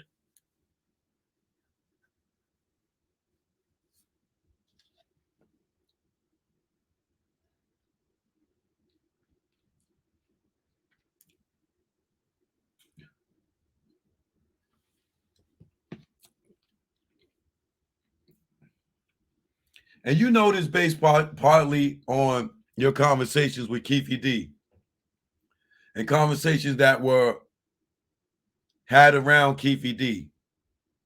Right. All right. Now, when it came to providing security and managing the relationship or managing Southside Crips' relationship with Bad Boy, who would be the person that was running that type of relationship? As far as, okay, well, Keefe ran the relationship. Keefe D? Yeah, Keefe D ran the relationship with them, and it trickled down to Orlando. Uh-huh. And we're part of Orlando Circle, so, and we are part of Orlando Circle. So that's where the security part came in, or, you know, that part of what was going on. He was like, yo, don't worry, my nephew, pop, pop, pop, boom. And that's how we got, you know, engaged to everything through Keefe. So it's through Keefe to Orlando, and you were a part of Orlando's clique. Yeah. It's like a tree, man. You know, he's up there, and then it goes down all the way down to the soldiers. And you, Orlando, and Big Dre were kind of like the soldiers. Yeah. Orlando, he was, but wasn't. Orlando was a soldier if he wanted to be at times. You know what I mean? Like, it was like he was high. At that age, he was up there, you know. He had a lot of money too. So then he didn't have to do as much as we did. But yeah, he was definitely, if he was, you know, in this world today, he would say he was a soldier regardless. That's what he would say. Okay. All right. Now I'm going to direct your attention, given the whole context, I'm going to direct your attention to an incident that occurred in September of 1996 at the Lakewood Mall. Are you familiar with that incident? Yeah, I'm very familiar with it. Were you at the Lakewood Mall incident? Yes, I was. And you know what I'm talking about, right? Yeah, I know exactly what you're talking about. So tell me about this Lakewood Mall incident from September 1996. Okay, we had one of our homeboys from our neighborhood was going off to play football for college or something. Yeah, for college. And KVD gave him some money, and he was like, "Man, make sure he gets everything he needs." Da da da da da da da. And we were with him. He said, "You all go with him. Make sure he good." You know what does mean? Make sure you're with him and make sure he's good. Well, because people still knew that he was from Southside, you know, we didn't want him by himself with $4,000 on him. You know what I mean? It was just more, Keefe was like protecting his, what's the word you call it? His investment, basically. So, you know, you all go with him, make sure he's good, gets what he needs, get back over here so we can get on up out of here. In your observation, would Keefe D provide money to various athletes that were going to college to play sports in the neighborhood? Yeah, a couple of them. Yeah. None of that was unusual to you? No, it wasn't. It wasn't, because he always felt he was an agent or something anyway. You know that, you know what I mean? Like, oh yeah, you know, I got these players. But yeah, no, that's not out of the ordinary for him. So what happens when you're in the Lakewood Mall? Okay, we were getting to the mall. And actually, I'm sorry, before we get to that point, so do you remember what the football player name was? Yeah, he's deceased now. His name was Marcus Hunter. So it's you, Marcus Hunter. Who else is going to the mall with you? Orlando, two other homies, Saki and Hawk, and one other homie named Blue Rag. They was like one or two other homies, but not from, you know what I mean? It's been a long time, but fair to say a couple more. A couple more, yeah. We were about 7 to 8 deep in the mall. And then while you're at the mall, do you all notice something that causes further events to occur? Your Honor, leading the witness. God damn, yo. There's a lot of motherfucking leading here. You can tell they prepped this motherfucker. It's too much leading, yo. Won't you just tell this story yourself?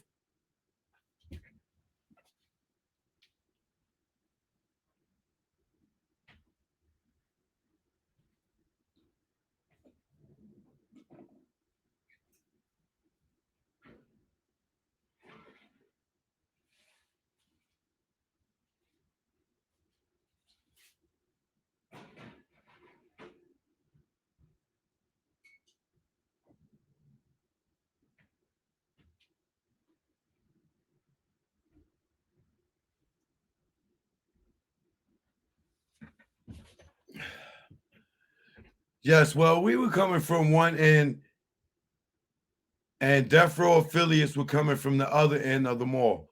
We could see them, malls are wide open. We could see them. They had Death Row hats and Death Row shirts and the chains and all the memorabilia, what that they wear. We seen them. We already knew what it was going to be. They screamed out, Death Row, and we screamed out, South Side. And that's when everything just collided. Why they ain't yell out Ma Paru or whatever? Why would they yell Death Row? And by colliding like that, just so we can envision what you're talking about, are you all running at each other and just throwing punches? What's happening? Yo, leading the witness, leading, Your Honor, leading. No, we didn't run at each other, but we were walking towards each other while everybody's yelling out, Southside Compton, da-da-da-da-da. And when we got close enough to them, the homie Marcus Hunter, that's when he see Trayvon. They play football together, have ties. And he grabbed the chain and hit him and knocked him basically out. Wait. And he grabbed the chain and hit him and it knocked him basically out, basically for a second. And I'm sorry, you keep saying he and him, so it's hard to keep track. Okay, well, Marcus Hunter grabbed Trayvon's chain and hit him. And when he hit him, that's when the whole brawl spilled over from that. I thought Orlando Anderson took the chain.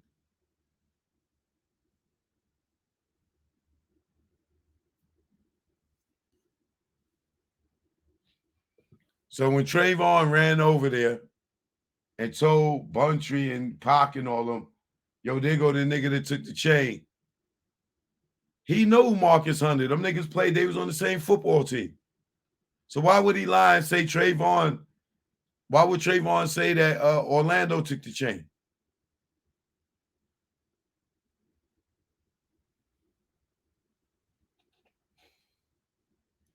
And when he hit him, that's when the whole world spilled over from that. I'm going to show you grand jury exhibit number 6. Do you recognize the person in grand jury number 6? Yes, I do. Who is that? That's Trayvon. Okay, now Trayvon was part of that Death Row group. Yeah, he's actually from the mob. So he's actually a blood member. This nigga is just telling it. Yeah, before the Death Row stuff, he's a real member. Okay, so he's a real member of Ma Paru. These niggas is going. This shit is going to lead to the biggest gang sweep, Rico shit. Watch how this shit is going to have all these niggas go to jail because of niggas like this dude. Watch when that Rico hit. Oh my God, this bro, all this gang shit. This nigga don't even realize what the fuck he doing. I don't think he do. Okay, so he's a real member of the Mob Power Rule. Right. And he was representing Death Row as well. Right. That's who gave him the job. Sugar them. Yeah, he was representing them. Okay. So then Marcus Hunter and him Marcus grabbed his chain, grabbed Trayvon's, his Death Row chain. The chain, and then also punched him. Yeah, simultaneously. And as a result of this whole brawl occurs, and as a result of this, a whole brawl occurs. Yeah. We were full out fighting in the mall. People screaming, running. It spilled over into the Foot Locker. They had to rebuild the whole Foot Locker. They had to rebuild it. It was tore up, We were battered, we were bruised, battered. It was a real fight. So how does that situation end? It don't. So at some point, y'all leave the Foot Locker. So how does it end? No. Oh, yeah. Because the sheriff came and we basically outnumbered who came. Okay. So they was just like, they didn't arrest anybody. They just like, get out of here. Of course, they're going to do their homework later, but they just wanted us to get out of there. You know what I mean? So we did. We went our separate ways and got in the car. And, of course, we were calling up, telling homies and the neighborhoods to watch out. We just got into it with these guys. We got this Death Row chain. They coming. So I want to talk a little bit more about that. So you all are leaving, and you had mentioned something about a Death Row chain. Did you guys actually grab the Death Row chain? We actually grabbed the chain. I don't know what everybody else thinks, but we actually had the chain. Now, who had the chain? At one point, Marcus had it, Marcus Hunter. Once we got to the neighborhood, we talked to Keefe. Well, I didn't talk to Keefe, but, they talked to Keefe, and they went up, and they went and met up with Keefe. So you weren't part of that conversation. No, I wasn't a part of the conversation because, honestly, I think, if I remember, I went through Orlando. Okay. Orlando went to Keefe. So I don't want to talk about anything that happened there because you weren't at that situation where Keefe, no, I don't know nothing. Yeah, all I know is 10 grand came up for the chain, but other than that, I don't know the conversation. Can I ask you, was there any symbolic value for the gang to have a Death Row chain? Didn't that mean anything? Yeah, that's like taking somebody's crown or taking it means something. Yeah. That's, for a rival gang to have something that, what I mean, says your guy's logo, everything, that proves that we took that. Oh, so it helped a lot. And there was a lot of repercussions after that too. So is it fair to say that as a result of the chain getting taken, what you had already said was an escalated situation escalated even more? Oh, it blew up. Within 24 hours, there were shootings everywhere. Oh my God. This nigga's a gangbanger?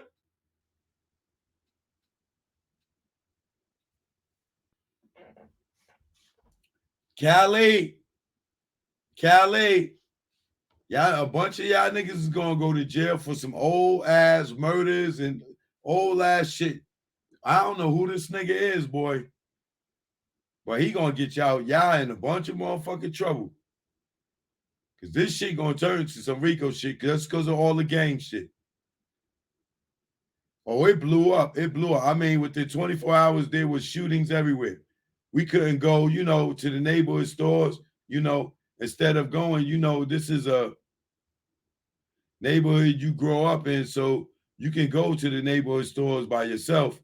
At this point, you couldn't. You had to have a few people waiting in the car, a couple jump out with you. You're watching your back. It was real critical at that point. Is it fair to say it was some kind of like a war zone? Oh, definitely a war. It was definitely a war. Now I'm going to fast forward to the incident where Tupac Shakur was shot and subsequently killed. Are you familiar with that incident? Yes, I am. Now, did you go out to Vegas that weekend? No. I was supposed to go out there, but we got raided for the fighting stuff.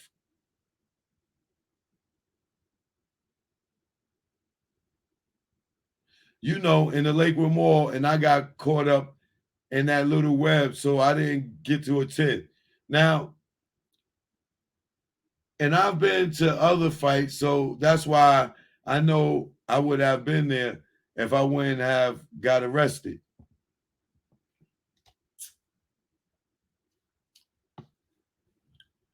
So you had gone to other fights out there in Vegas? Right, correct. And do you remember like a fighter that you went to see out in Vegas? I went to see McNeely and Mike Tyson fight. Now, in that instance, how did you get tickets? Keefe D? And so Keefe D did you go just you and Keefe D? No. It never happened that way. It was very weird that we would travel with them like in the same car or the same whatever. Yeah. They would always be in the front of us and we would be behind them, or just get the tickets. Like, okay, Keefe would be like, give it to Lane and Lane would distribute the tickets to us. And you mentioned earlier that Keefe was the money guy. So he would be the one with the cash to get, and would be the one with the cash to get you guys. Yeah, he bought all the tickets to all that stuff. Did he ever like go through Ticketmaster or go to, no. He didn't go to Ticketmaster. He had a booster that was one of the best I ever seen. There's not a game, a fight, or nothing that Keefe D wouldn't attend. And I'm talking about front row seats type stuff. And how the guy get the tickets, I don't know. But he was also a well-known person in the scalper industry. Okay.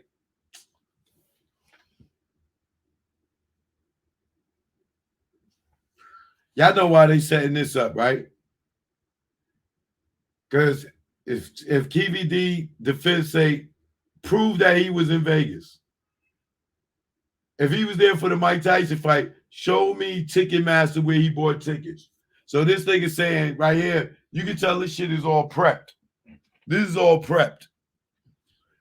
Oh, nigga, if you don't know, if Keefe D don't even deal with you, and you a soldier, and he only deal with his nephew, Orlando, how you know where he get tickets from? How you know where he got, like, every time that he go get tickets, that he get them from a scalper? A nigga with all this money.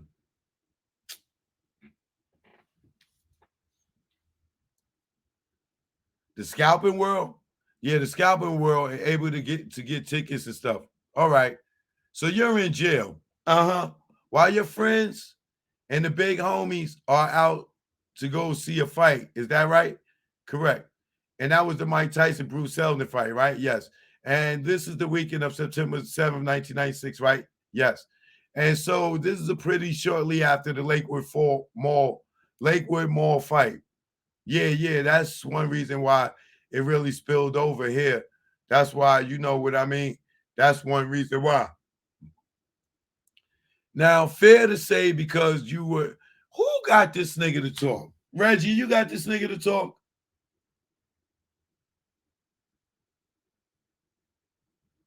Reggie, you brought this nigga to them? Now, fair to say, because you were in jail, you didn't see or participate in any of the events that occurred around the Tupac Shakur killing, correct? No, I didn't. But your friends were out here during that time, correct? My circle. And your tight circle including Orlando Anderson, right? Right. How you know that, Money? You in jail. Somebody told you? How would you know they was in Vegas, nigga, you in jail in California? Their case is weak, bro.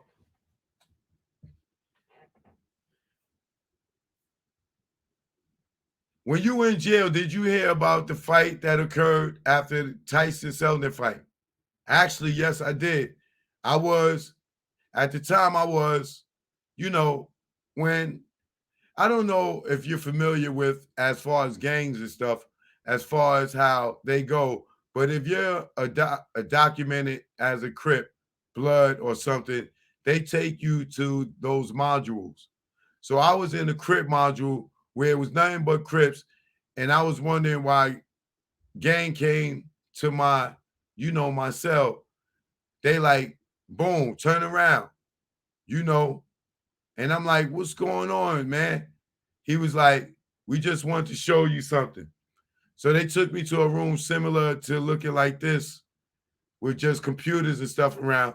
And they sat me down and they said, you're not going to like what you're about to see. Blase, blase. I didn't even know what they were going to show me. I didn't know if it was something going on with my family, anything. I don't know what they were about to show me. So they showed me, and that's when I seen the fight. This is before it was even on the news. I seen it. Okay. And the fight you're talking about is an altercation between Orlando Anderson and the members of Death Row. Is that fair? Correct. No, I'm going to show you what's been marked as grand jury exhibit number 8. You said you've seen this many times before. Is that correct? Yes. Is it fair to say that some portions of this are even on the internet? Is that correct? Yeah, certain things I see is not on the internet. Okay, I'm going to pause it here real quick. What are we looking at right here? What's going on here? Death Row guys jumping Orlando. So the Death Rows are jumping Orlando. You being affiliated with gangs and you understand you're in the heat of this during this time. Is this something that might happen in retaliation for a chain or getting stolen? Yo, you leading the fucking witness, bro. You telling me, come on, bro. You leading the witness, man. You leading the witness, man. You leading the witness. All of this is to create the narrative that Tupac got killed for the fucking chain, bro. All they did was look at all this shit on the YouTube and go find somebody, or somebody brought this dude to cooperate this story about the fucking chain. And that's going to be the motive to try to get Keefe D locked up, the fucking chain. And then the bad boy shit, they're going to try to say it was the bounty and all that other shit. And then he already said, oh, sure. I mean, when they gave Keefe G the chain, he got 10 grand. How can you prove any of this shit?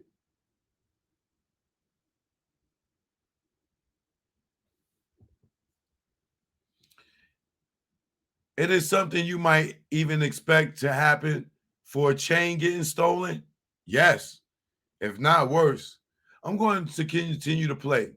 Now, from your observation, did that appear to be, what did that appear to be like in terms of it on a one-on-one fade, or was it, yo, get the fuck, are you serious right now? So the prosecutor is saying a fade. What is this? A one-on-one? They said you leading the fucking witness. This is how motherfuckers. They telling him the story and he just agreeing it. They telling him the story. No, they jumped him. And is that something that happens sometimes in gang situations?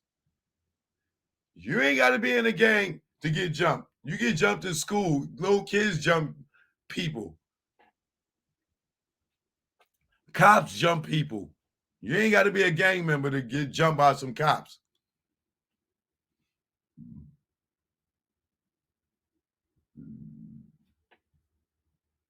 Is that something that happens sometimes in gang situations? Yeah, the majority of the time. All right. Now, in your experience, if somebody does this to a member of a Southside Crip, is there repercussions that needs to happen? Leading the witness, Your Honor. Leading the witness, Your Honor. Yes, something has to happen. Yo, come on, bro. Come on, bro. Come on, bro. You in jail, nigga. You're not a good witness. You're in jail at the time this happened. This nigga saw as much as Reggie saw it. He was there as much as Reggie was. It's the world of gangs. If you don't retaliate to a situation that happened or occurred, especially in the magnitude of this, you know what I mean? And to the person that you did it to, that's the whole key. It depends on who the person is, you know? A lot of homeboys get beat up, come back, oh man, and they got me. And a lot of homies won't even run to their aid like that, okay? If we catch them, we catch them, you know? But if you at a certain level, it's going to happen. Like that, like this. And people are going to, you know, they're going to do something. It's going to happen. The video now stopped at 20:52 and 39 seconds. Do you see somebody wearing a Dan Marino jersey? Yes, that's my buddy, Orlando Anderson.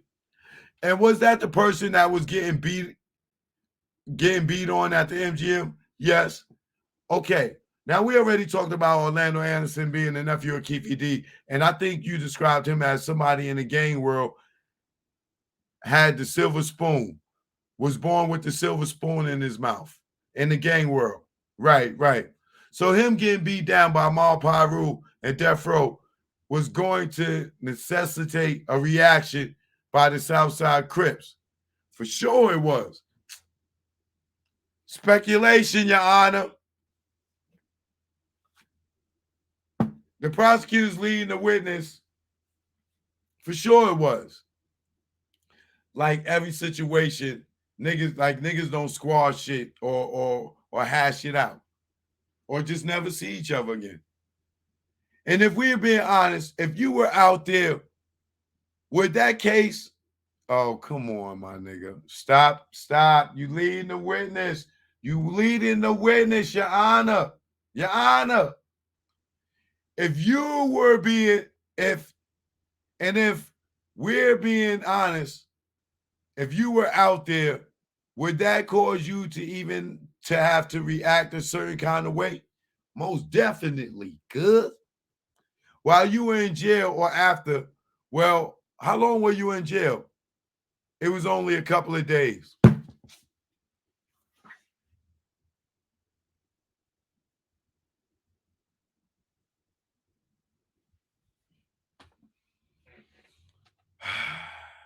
Did you meet with any of your friends that were out in Vegas that week? Your Honor. Speculation. Did you meet with any of your friends that were out in Vegas that weekend? Yeah, well, me and Dre were living together at that time. Yeah, and Dre came home and told you that they killed Tupac, right? That's what y'all get ready to tell us next, right? Sure. I already see it. I fucking already see it coming. Yeah, well, me and Dre were living together at the time, Big Dre. And then I met, with Orlando. And his arms was like in a sling because they had dislocated his shoulder. So how the fuck he did the shooting with a dislocated shoulder? Thank you, buddy. Thank you. Keep running your mouth.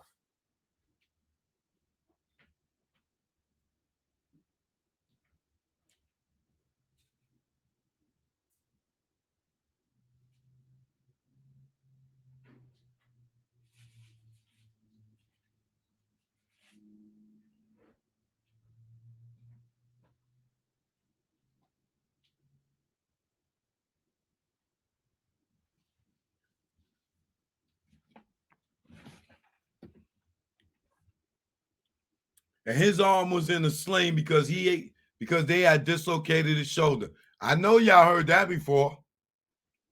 If you didn't hear that before, and this is your first time hearing this is nothing new to us.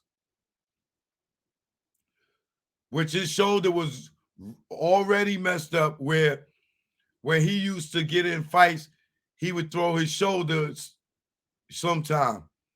But during that altercation, it popped.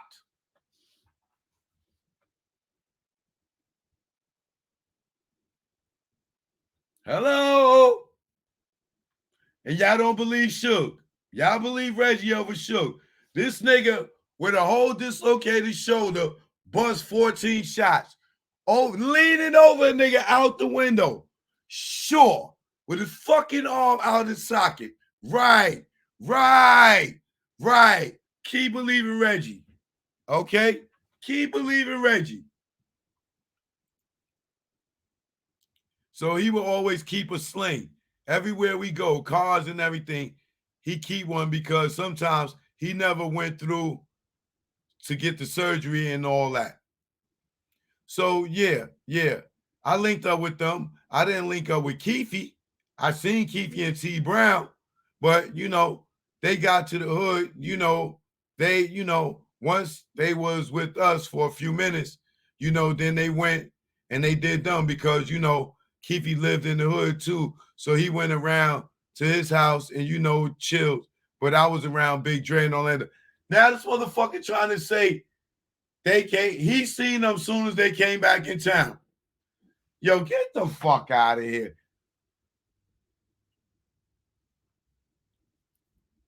Since you and Big Dre lived together, did you ever have a conversation with Big Dre about what went down this weekend? Speculation, Your Honor. Yeah, he told me what happened. And when he did, when did he tell you what happened? Like, did it happen right after? Right when he came back? No. We weren't around anyone. It was just us at home. When he left the neighborhood, we went home. We lived in Hawthorne at the time. And we went there and, we were just sitting there, like we'll just be talking. I'm like, man, that's messed up how they did Lane. And he was like, yeah, man, this happened and, we seen them, we was going to the 662 club. And so wait, I'm going to break this down a little bit. Was it weird for Orlando Anderson to be by himself, given the fact that you all were in kind of situation? It was because we moved in groups. You know what I mean? That was very, especially with him not having Big Dre with him. What Suge say? Orlando was standing there waiting. It was a setup, right? Now, this nigga says it's not likely for Orlando Anderson to be by his goddamn self. But Orlando's standing there waiting for these niggas to come running out. Okay. Now, we all don't go, especially with him not having Big Dre with him. Now, we all don't go to walk to the restroom with him, but it would have been Big Dre, and Big Dre honestly asked him. Like, when he said he was going to the restroom, and Dre's like, oh, I'm going to go with you, And Lane told him, nah, man. I'm going to go. I got it. You stay here. You stay right here. You know what I man, get the fuck out of here. So yo, bro.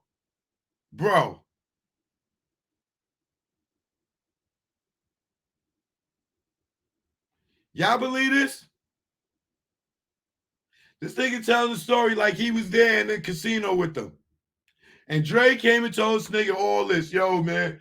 Yeah, the nigga Orlando went to go to the bathroom. He went to the bathroom. I was like, nah. Yo, bro.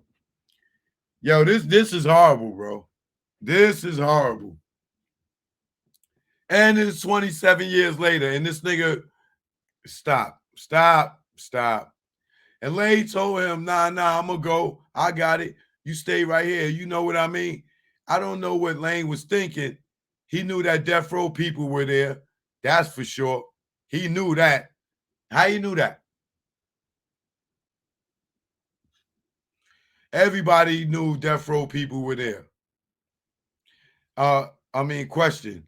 Everybody knew that death row people were there? Everybody knew that death row were there. They even knew. Death row knew we were there before we even got there. Huh?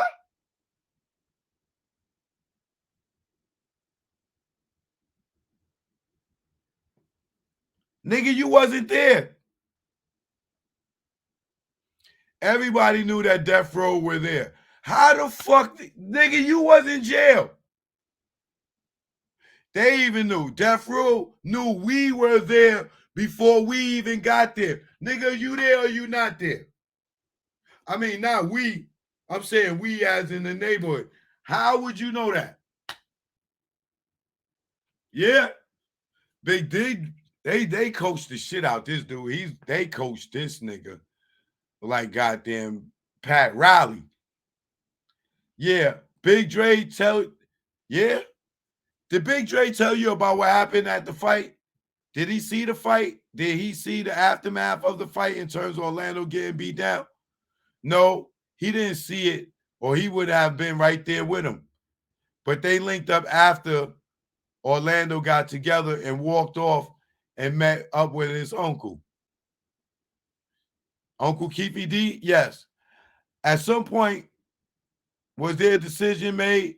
Big Dre tell you what the plan was after leaving the MGM Grand? Yeah. Well, they didn't have nothing like set in stone what they wanted to do, but the whole idea was to catch him. And catch who? Tupac and Suge. Now, did you find, yo, bro,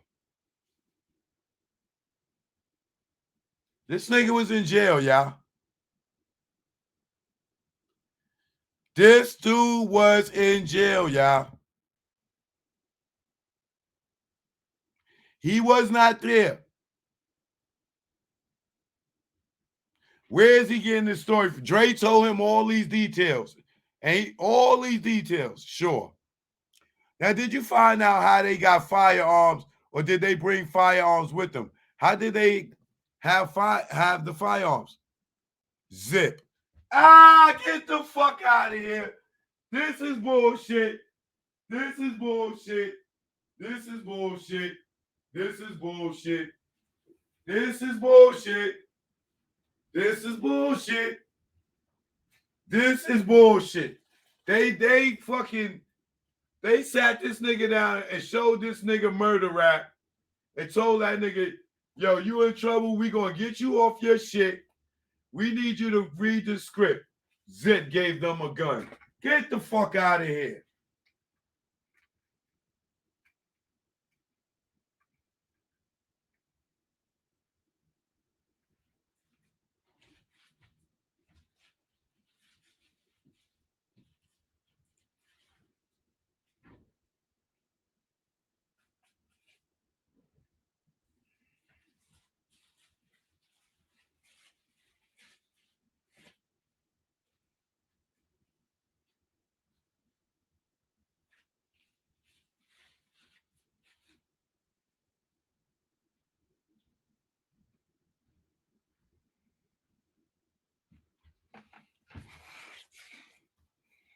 Zip, one of these players that's out of New York, out of Harlem. That's actually how we met Puff. I feel like Reggie coached this nigga for this shit. Allegedly. Zip, one of these players that's out of New York, out of Harlem. That's actually how we met Puff. That's how we got connected with Puff. Is through his drug lord. Bro, I'm done. Nigga, I'm done. I am done. I hope this nigga testimony is almost over. This is the biggest crock of bullshit. This is bullshit. This nigga was not there, y'all. Zip, one of these players that's out of New York, out of Harlem, that's actually how we met Puff. That's how we got connected with Puff, is through his drug lord. Even bigger, he was bigger than Keefe, way bigger than Keefe D, but out of Harlem. And he had a compartment built in his Benz, and he told Keefe, I got the pistol. If all you needed, da da da da da.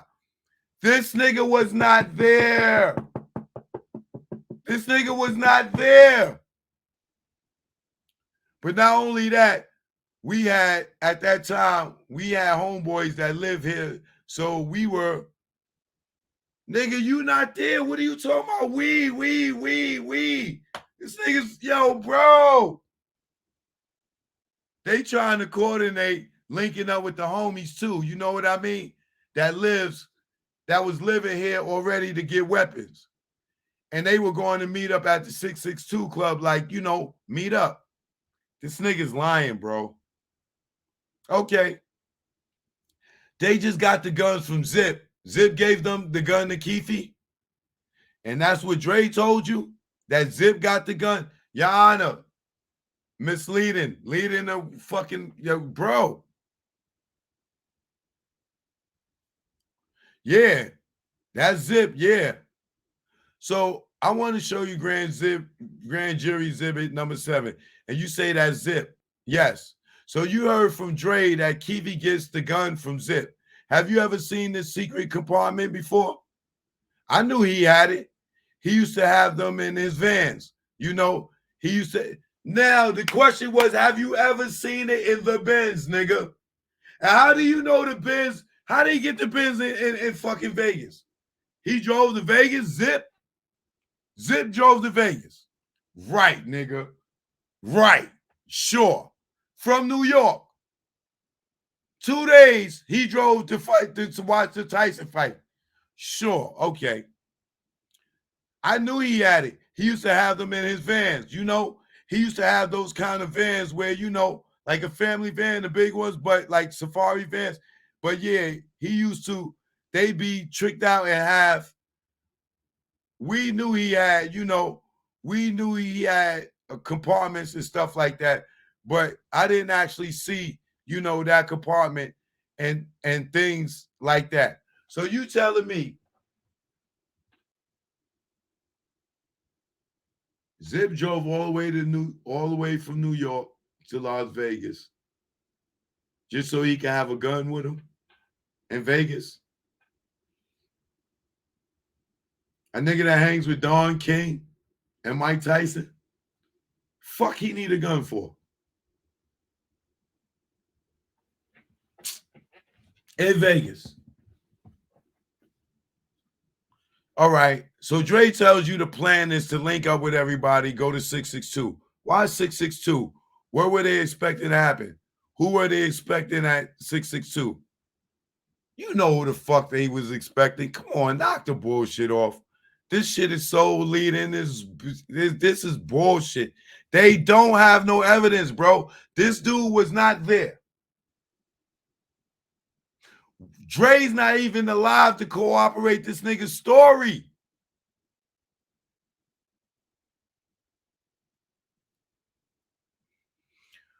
Well, they knew they were going to bump into Suge or Pac that night because Pac was supposed to perform there that night anyway. And so, for a record, 662 is what that means, right? Why don't you tell us? It spells mob. So on your phone, 662 spells mob out, you know? So this is the back in the day where you had to press a number 1 or 2 or 3 times. Correct, right. All right, so 662 corresponds mob. Yes, it does. Now, and you had mentioned that KVD was trying to organize people.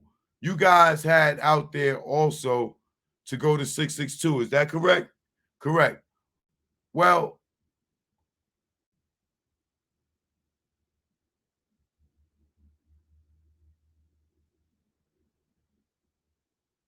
this nigga was not there, bro. Correct. Well, let them know that this is what's going on. We were beefing. Who is we, bro? You not there. Well, we already was beefing, but it's on. We had it over here.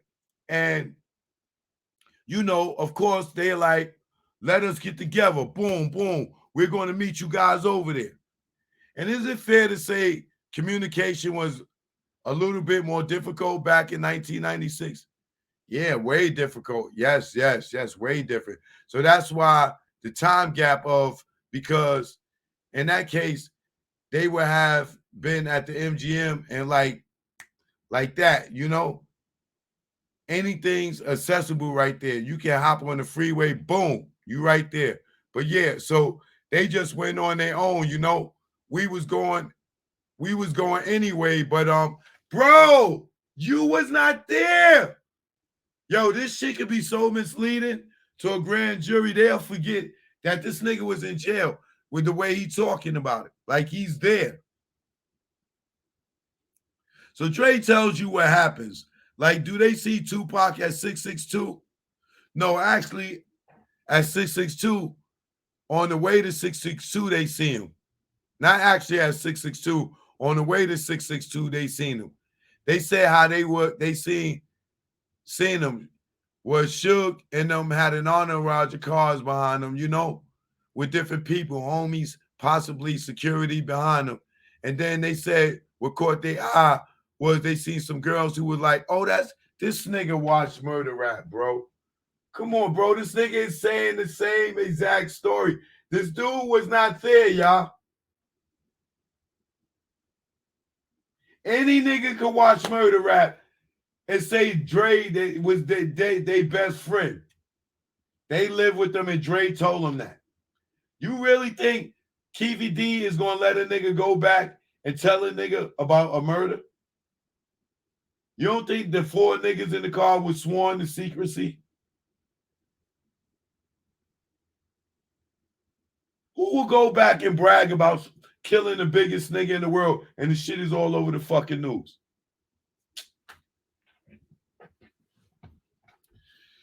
They heard it screaming out the car. We know. Let me tell y'all. Tupac. So that alerted because they didn't know which car nobody was in at the time. So they signaled them to like Tupac and them was in the 745 or 750, whatever it was. So T Brown merged a certain way because, remind you, they were in an entourage. So the homies was in the entourage, and they kind of just zoomed up right on the side of where Tupac was, is where Tupac and them was at. So I'm going to stop you right there. You said T Brown. Dre told you T Brown was driving? No, this nigga was there. Ain't nobody got to tell him nothing. This nigga was there. Yeah, T Brown was driving. KVD was in the passenger side. Orlando was in the passenger rear right side. And DeAndre was on the left side. Bro, how you know this? This nigga told you all this shit. Or did you see Murder Rap too, nigga? Well, yeah, he did a lot of. T Brown was one of those people that does a lot of dirt. So he had to drive away from a lot of people in his lifetime. So he was actually put good at it, you know? Man, get the fuck out. Yo, bro. So he was known as a pretty good wheelman. Yes. And then you said KVD was in the front passenger seat. Yes. Did that surprise you that KVD would be in the front? I mean, given the fact that his stature and he's the OG, wouldn't it make sense that he was in the front? Would it make sense that he was in the front? Yeah, he wasn't going to get in the back. And then you said Orlando Anderson is behind his uncle, was behind his uncle. Yeah. And then you said that Big Dre was on the driver's side back, right? Yeah, behind Terry. Okay. So did Big Dre tell you what happens after they see Tupac? Well, yeah. They got on the side of him. Keefy D handed the gun to Lane. And Lane's Orlando Anderson, yeah. And he handed it to him, which honestly, if it wasn't Orlando sitting right there, I think he would have handed it to Dre first because Dre was on that side. Why you got to think if Dre told you everything else, nigga? Why are you even fucking thinking right now? Dre told you everything. Why do you have to think?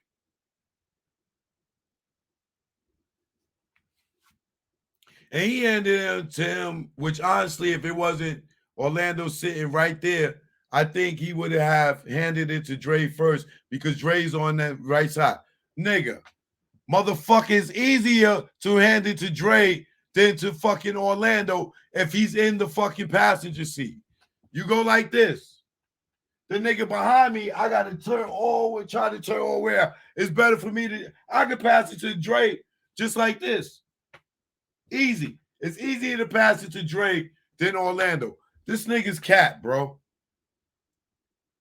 But knowing that just what happened to Orlando, hold on. But knowing that just what happened to Orlando, he's going to give Orlando the chance to redeem himself in certain kinds of ways. You know what I mean? Like, I'm going to give you the option to do your thing. You know what I mean?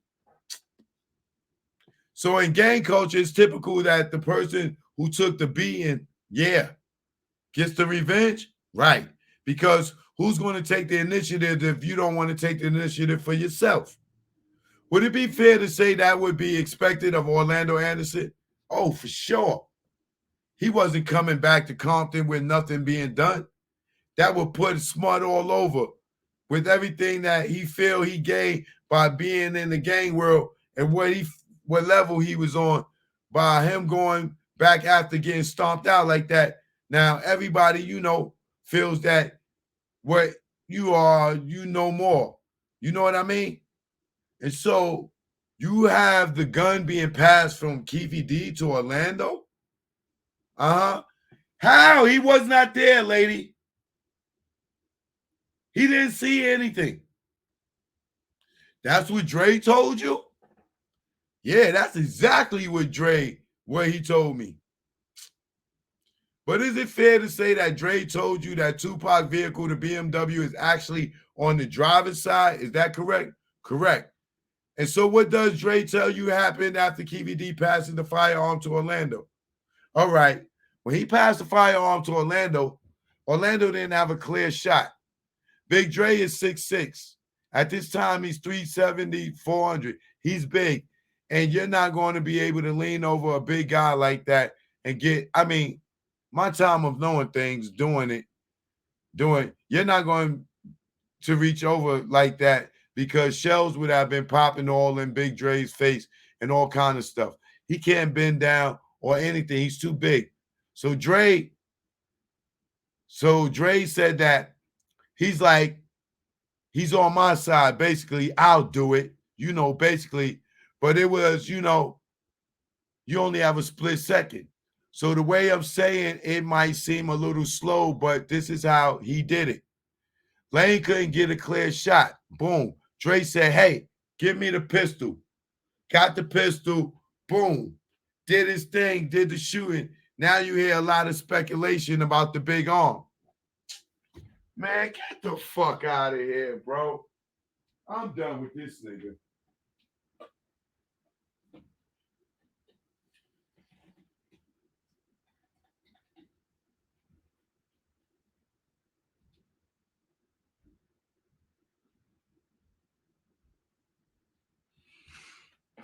If you don't know a nigga that's coach that got so much detail for some shit that he wasn't at, and the nigga told him this shit 27 years ago, and he got all this fucking detail, man, you telling me this nigga ain't watched Murder Rap?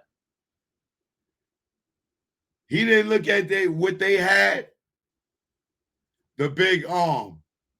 Like, this nigga said, boom, boom, this did his thing, did the shooting. Now you hear a lot of speculation about the big arm.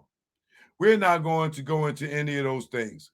Yeah, just what other people are saying. I just want to hear what Dre told you. That's exactly what Dre told me, that he did the shooting. Okay, Dre told you he did the shooting. He did the shooting.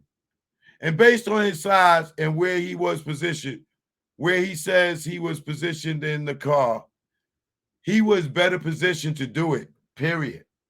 Okay. Now, one thing I didn't ask you is, did they ever tell you what car they were in, what kind of car? Yeah, it was a white Cadillac that was rented from, I believe it was Terry's, his mother or his brother. Bro, how much money Reggie gave you, nigga?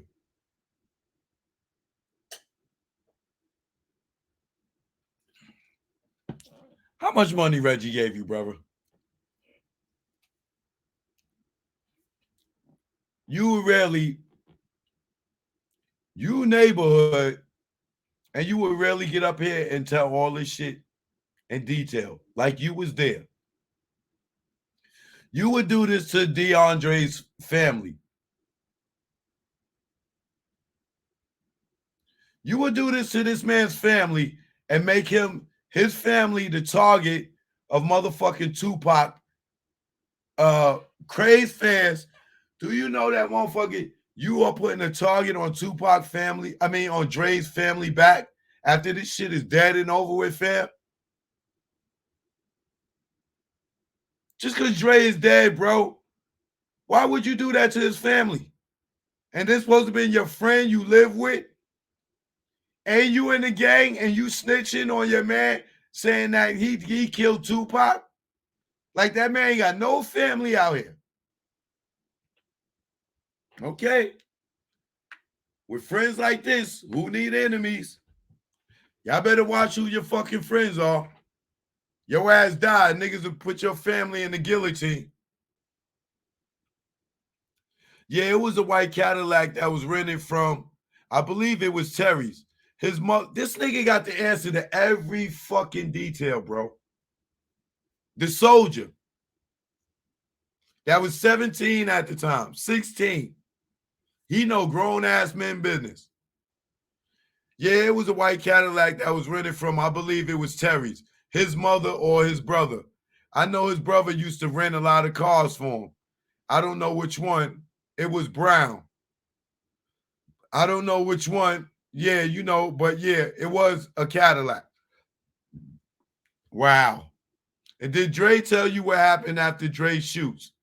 Yeah, he said after he did the shooting, the entourage that was behind Suge and them, they said once they was about to hit that corner, that a few shots occurred from what I heard back then was Trayvon and them trying to chase Lane and them down. Now we know Trayvon didn't chase them down. We know it was Buntry. So Dre told you that Trayvon, the person, if we could take a step back, the person who Chain got taken back at the Lakewood Mall, Trayvon is the one that's returning fire, trying to chase him down. He was in the car with someone else, but I don't know who. How you know? Yo, bro. Oh, man. Yo, I hope Keefy D got some bomb-ass lawyers. They can tear this motherfucking nigga ass up. But yeah, Trayvon sent a couple of shots at at Keefy D's way. Keefy D and them tried to pursue Chase. But Terrence got, got away, maneuvered. It was some girls too that was trying to follow Dre and them. Dre told this nigga all this shit. Y'all believe this shit? Or y'all believe they trying to fucking get a conviction? This nigga's coached so fucking good, bro. This nigga's coached more than Asriel Clary. Dre and them, he said he just gave them a couple back, like boom, boom, boom, And he said they were just veered off, basically, and that's how they just kept going. So then Dre tell you what they did after the shooting? He didn't exactly tell me. So if he didn't tell you, then yeah. And I didn't ask. You know what I mean? Certain things, when you get too involved in it, like you say, oh, well, then what do you do? Now it seems like you're trying to get information. And they'll think that regardless, you could be their best bud, and they'll be like, man, why you asking me? You know what I mean? So you kind of got to let that come out to you from them, You can't really ask, oh, man, this, and that, and you can't. That's the cardinal sin. Let me ask you this. I mean, was this just part of a normal... Was this just him relaying it to you, or were you trying to get information? No, I wasn't trying to get information. It was just standard conversation, Standard conversation for a nigga to confess to a fucking murder. Sure, buddy. We lived together, talk about stuff. It was that type of setting. So when they came back to LA, do you ever see the car again? Did you ever see the white Cadillac? Yeah, I seen it before. Yeah. They had it a couple of days before they left. So you saw it before they left. Yeah. And did you see it after? And did you see it after at all? And did you see it after at all? I didn't see it when it came back. No, I didn't. Nigga, you just said you did earlier. Who was driving it? Or what the white cat? Who was driving it, or who had the white Cadillac when you saw it before they left? Terry. Yeah. Terry had it. He had it.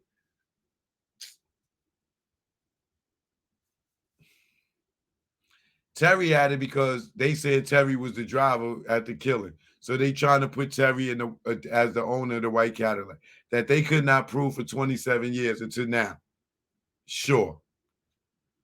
Okay, so obviously this whole thing, ultimately, you learn that Tupac dies, right? Correct. And this is a whole worldwide story, right? Yes. So why didn't you come forward, sir?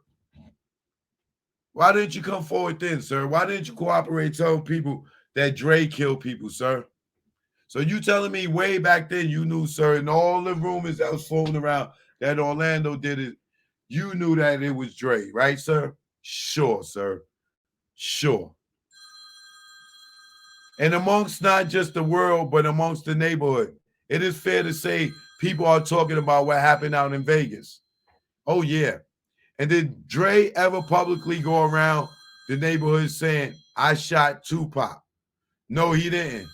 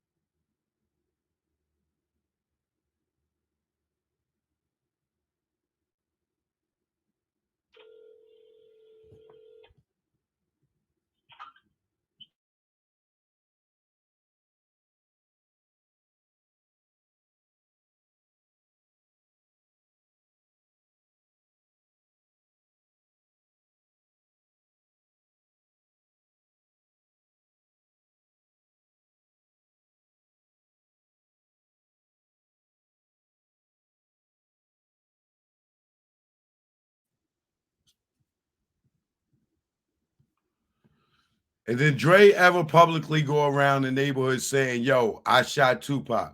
No, he didn't. The one reason he didn't is, for one, you don't want the heat. I killed a rapper, Tupac, especially at that point. But he trusted to tell you.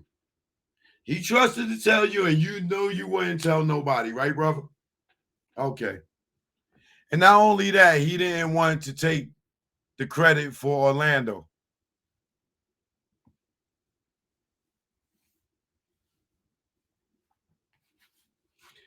So y'all, do y'all believe Reggie or y'all believe Suge?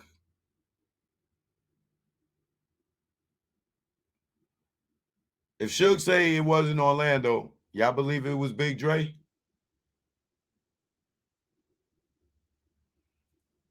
Not the pretty, the guy that looked like a light-skinned dude that looked like a bitch that Gaddafi said? Y'all believe these people, right?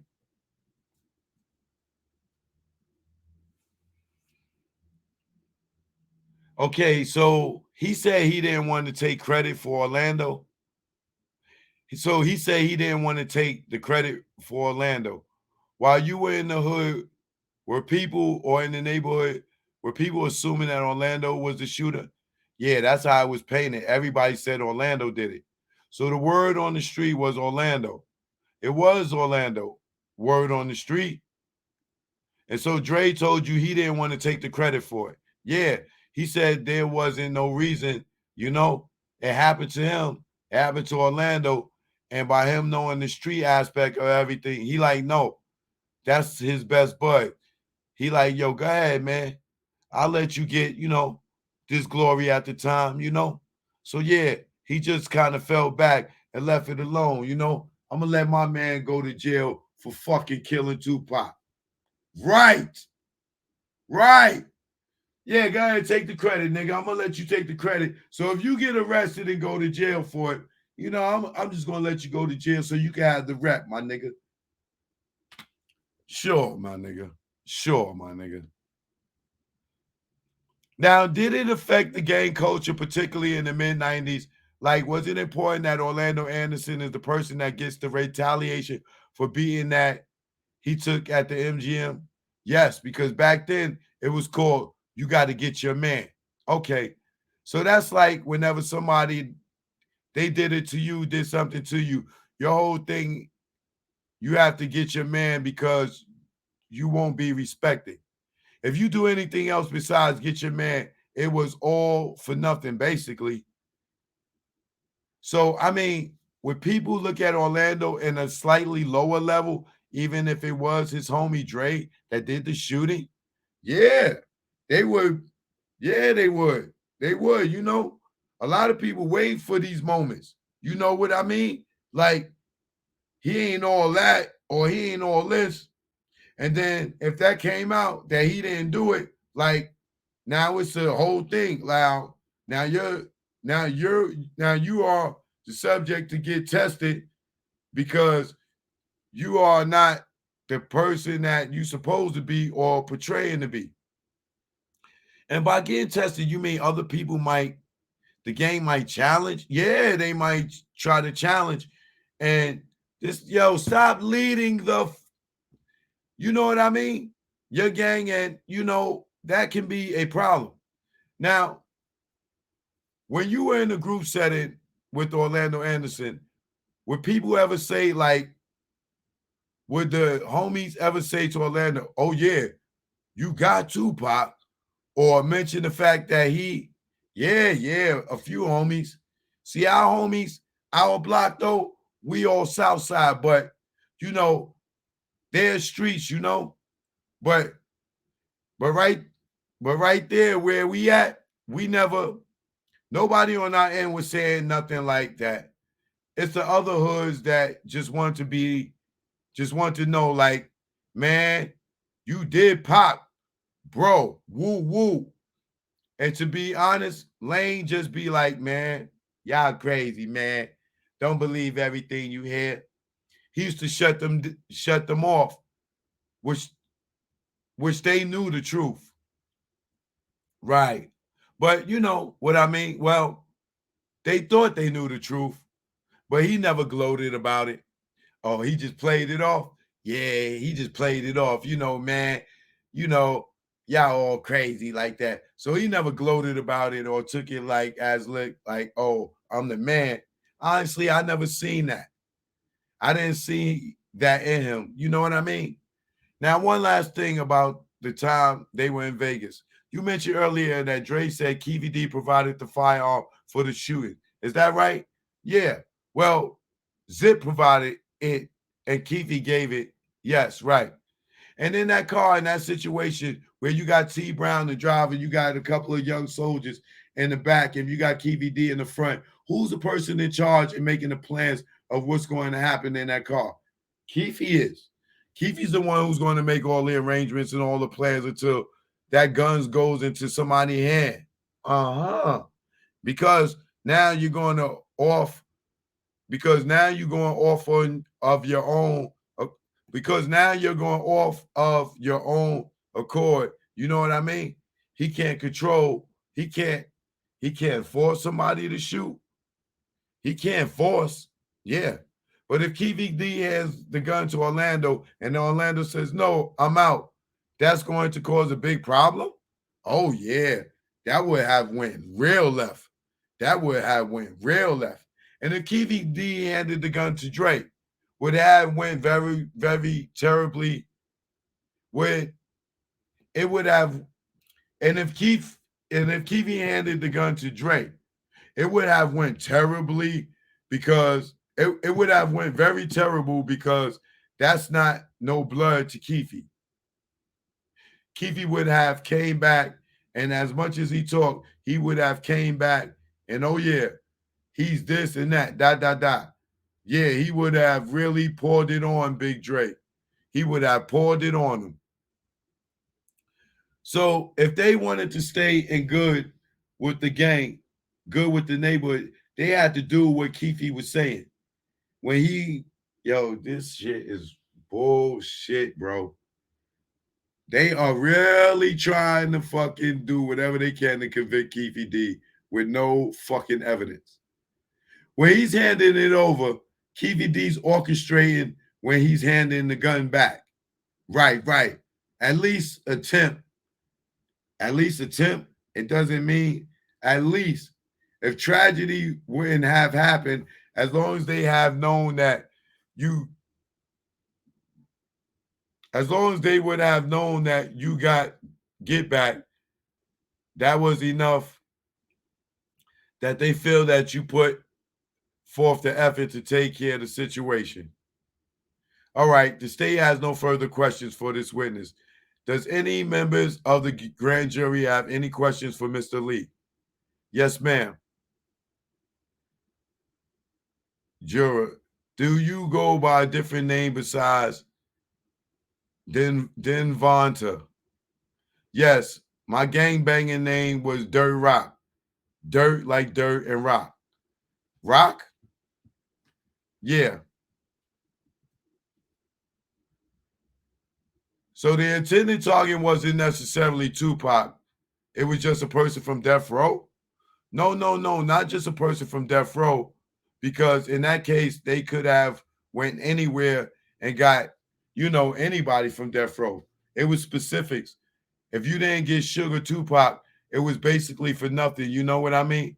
Man, get the fuck out of here, bro. It wouldn't have brought no justice to our team at that time. So they feel that they got something good, which was Orlando Anderson, even though he didn't get, killed that day. But they did feel, so we have to match the energy, meaning we have to get somebody on their stature or higher. This nigga is cap, bro. And Sugar Tupac are the main ones. Plus Orlando Anderson. Orlando Anderson was no main nigga. If anything, Keefe D would be somebody that y'all would have to do something for. Suge and Pac is the head of Orlando ain't equivalent to shoot to Pac and Suge on a level. Like this nigga's cap, bro. They coached the shit out this kid. And Suge and Tupac are the main ones. Plus, Orlando had a problem with Tupac running up on him because he felt Tupac couldn't beat him. He couldn't beat him up or nothing. He really wanted to fight Tupac, literally. And so, yeah, that was the goal, to get Sugar Tupac. Anybody from Death Row, it wouldn't have done no good. Yes, ma'am. Was Sugar Tupac involved in the MGM thing, or was that just some? No. Death Row Soldiers? Not to cut you off. I'm sorry. That's okay. Yes, they were involved. They were there. Yeah, they were there. Suge tried to act like he didn't kick Orlando. He tried to act like he wasn't participating in it. Even Orlando said, let me stop you.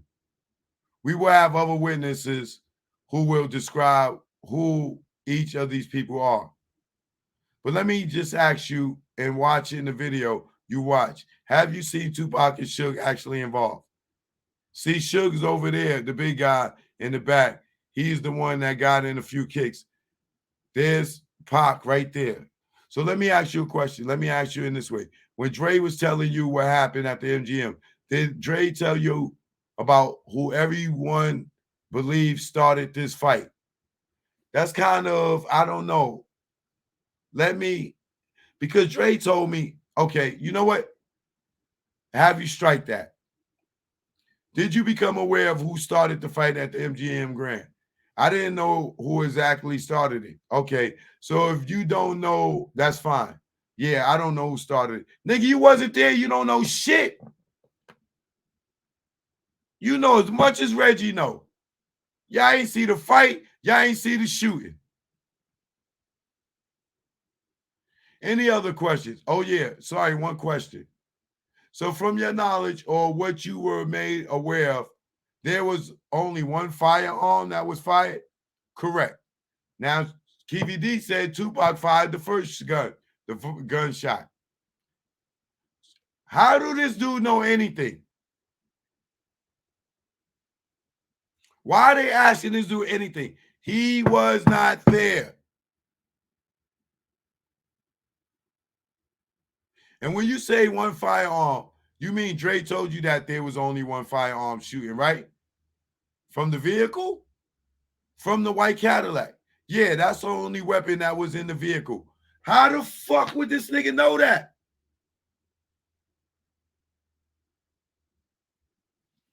Any other questions?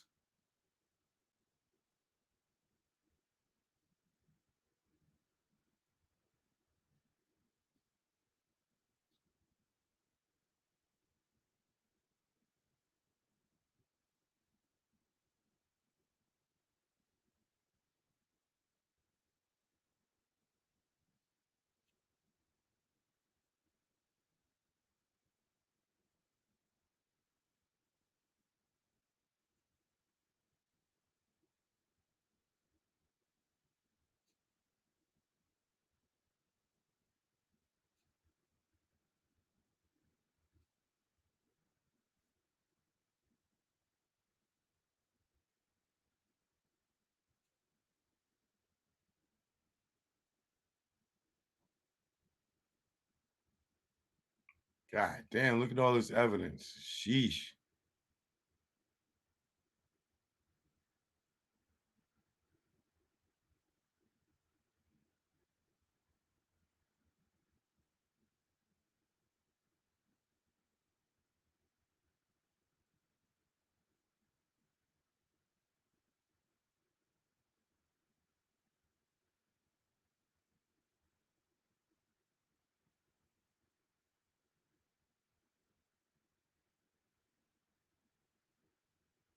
Seeing a couple other names up here.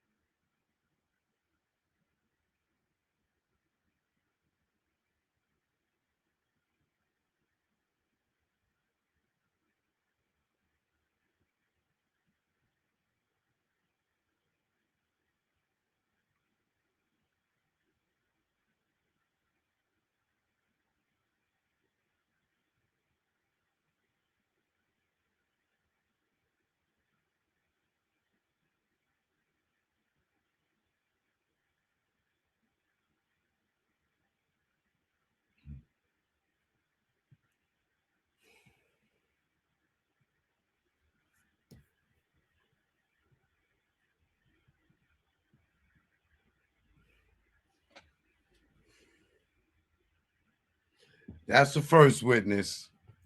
A nigga that was not there. He's telling us that Dre told him all these details. And we supposed to believe this? That's they star witness. They in trouble, brother. They in trouble. Choke no joke. I'll take calls tomorrow, but there's more pages. It's 4 more I got to go through. All right, so tomorrow I'll come back with the rest of it. Yo, bro, this is crazy. It ain't no telling you might be a first-time felon. No telling when you be a first-time felon. Good night. Thanks for tuning in. Hit the subscribe button. Check it out. Choke no joke. Learn from mistakes. DJ S&S the great. It ain't no telling you be a first-time felon. No telling when you be a first-time felon. It ain't no telling you be a first-time felon. No telling when you be a first-time felon. Best day of my life, no sleep all night. Broke day for weeks, my cash was right. My capo tight, take our loot, unite. 23-hour shifts had to see loot like Mike. Cash lovely, yeah, Dougie. How could this day get so ugly? Wifey bout to pop like some bubbly. Yo, through those 9 months, you really bugged me. Felt like a star, cop first car. Get up with the guard, what it is, baby paw. Hip out the cop a van, get up with our mans. Before we reached our low spot, toes blam. Unaware what happened, discussing and clapping. It wasn't loud, ain't shit gonna happen. Me being stupid instead of getting it moving. This nigga kept chefing like the woo one. Then we heard a knock, no one knew of this spot. 6 niggas in the spot, 6 niggas not. Ain't no telling you be a first-time felon. No telling when you be a first-time felon. It ain't no telling you be a first-time felon. No telling when you be a first-time felon.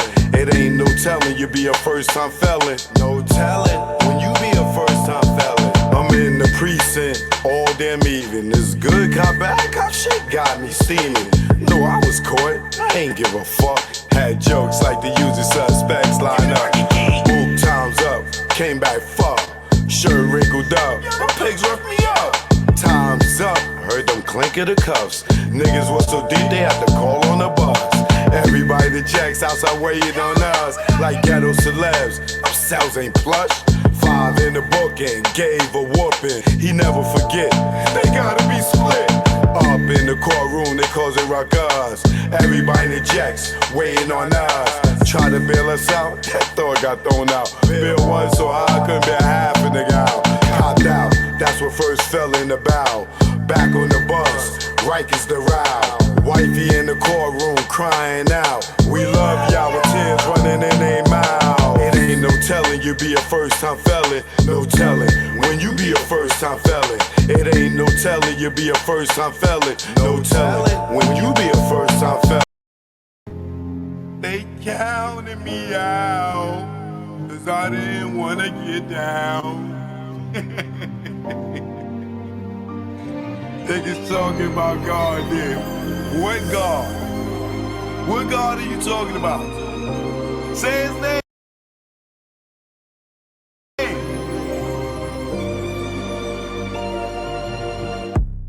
This nigga went Eric Benet. Now the baddest girl won't show her face. You know your ass in the way when she show up to the Rock and Roll Hall of Fame. And you ain't even say her name. Lame, you better say Dame. In the streets, we call you roadblock. Nigga, you shot. Nigga, you block rocks. Like when Chris was about to pop. Like MJ moonwalking like Spock. You abuse your power fast. You killed and thought that's black. Jay told me in no certain terms that, you know, no rapper can really afford to look bad in front of him. So it's almost like we gotta blackball him. Shout out to Jay-Z for seeing the big picture here. Yeah, and it was a hard pill to swallow. Tariq, you kill the weeds, not the seeds that grow the trees. And as long as you alive, Dame should have a milli. Fuck you mean bleed. Nigga, don't get me started. You know I'm retarded and lion-hearted. You flipped on your peeps for those peoples in them white sheets. Like you pro-black. We pass kneeling, how you shit on cat. Did you kneel to what you stand? What? Did you kneel to what you stand? Okay. I think we've passed kneeling. Nigga, you got the check. The pros went back, and that's no cap. Leaving cap with no salary cap. Your son said you his dad, and you never threw him a pass. Watching his siblings in the stands, say lips, say no, say hands. You say the kid is not your son, they call you Hov, it must be immaculate conception.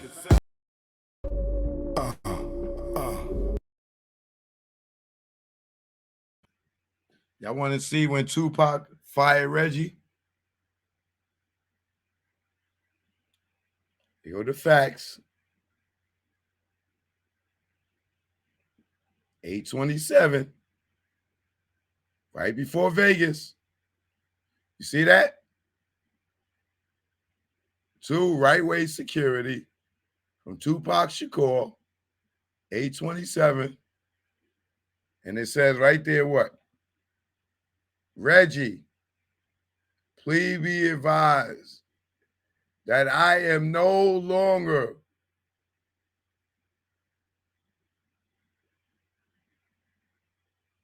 relying security or whatever that says.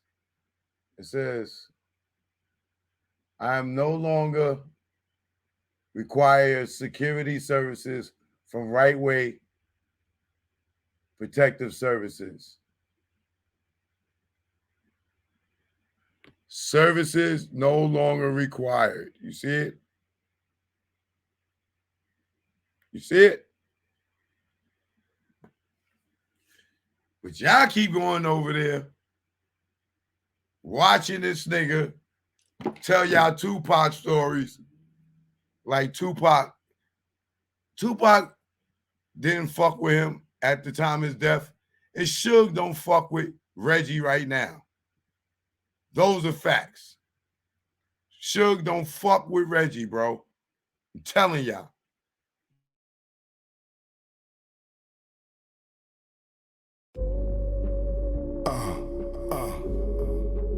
Choke no joke. You already know. Y'all know I love that cooch. You know what this is. I love that cooch. Yeah. It's the A thing. Clean cooch. Let's go. Yo, what's up? My nuts when I wake up. Got morning wood and I just bust one. In mahogany, I'm Ron Isley. Between the sheets, and she want to ski. And just shout with me with what I thought was pee. She rolled the D and her water broke B. Not pregnant, but baptized me. I'm down for more love, but change the sheet. She said, please, I want more.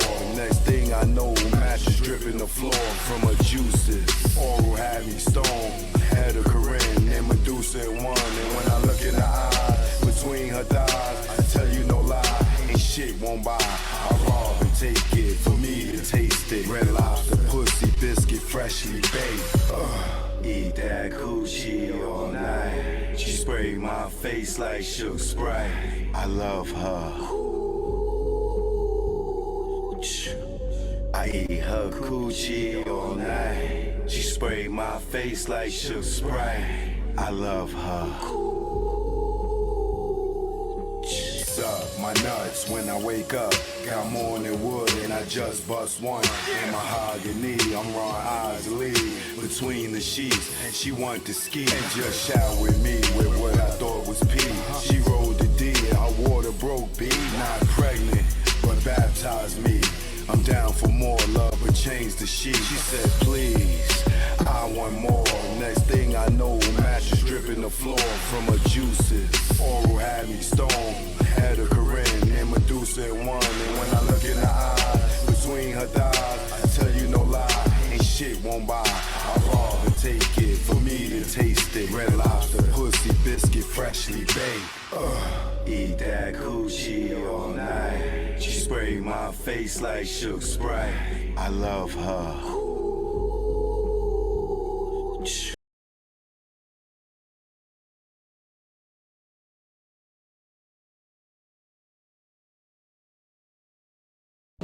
Choke, no joke, no joke. You know what it is.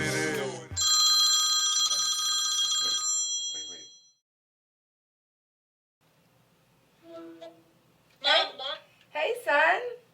Hi, when are you coming home? Mommy's not coming home. Why? Goodbye. Where are you? Where are you? Mommy's not coming home. Why? Tell Daddy I'm not coming home. Why? Goodbye. Bye. What am I supposed to do? Tell this 10-year-old boy I'm getting some new dick or something? Check. Yeah. Choke, no joke. Know what it is. This go out to the desperate housewives in New York, Atlanta, Texas, California, Miami, Mississippi. I never thought in my life, not me, I fall for another man's wife. Oh God, I know that it sound trite. I'm caught up with a desperate housewife. Yeah. I never thought in my life, not me, I fall for another man's wife. Oh God, I know that it sound trite. I'm caught up with a desperate housewife. It was quick how it happened. We was just chatting, had a lot in common. I kept her laugh in the department in which a man was lacking. He was the king of the ship. Somehow I became captain. My swag on platinum, all my gold just smacking. Then phone sex had happened. Things went left. Our common interest in sex, something like Little Kim and Hugh F. We knew if we met, it would be electric. Then the day came and we met. It was beyond my dream, a dream so sweet it made me scream. It was like a dream, knew why he made a queen. I wanted to find Marty McFly and use that time machine. Run up in the church, create a scene. Object to that wedding and give him my ring like I never thought in my life, not me, I fall for another man's wife. Oh God, I know that it sound trite. I'm caught up with a desperate housewife. Yeah. I never thought in my life, not me, I fall for another man's wife. Oh God, I know that it sound trite. I'm caught up with a desperate housewife. I fell harder than a mother, my number one lover. Yo, under them covers was like no other. Had everything in common. I used to love her until he bugged her. Bitch, motherfucker. Device in the whip, had to call it quits. Hit us like a brick, we both sick. Now she got dilemma, like Kelly the kids. I'm calm, wish I never met the chick. Missing her seafood and our trips. Sex in the soul house, we did that shit. Sexing on the tent, we risked that shit. We both freaky as fuck, I miss my chick. Well, never mind, there to take him off of mine. Kindred spirits, just the wrong time. Get divorced, you can hear my line. Until I repent, it's next lifetime. Like, I never thought in my life, not me, I fall for another man's wife. Oh God, I know that it sound trite. I'm caught up with a desperate housewife. Yeah. I never thought in my life, not me, I fall for another man's wife. Oh God, I know that it sound trite. I'm caught up with a desperate housewife. Choke, no joke. You already know. It's that south side of Eden Wall flow. We out of here.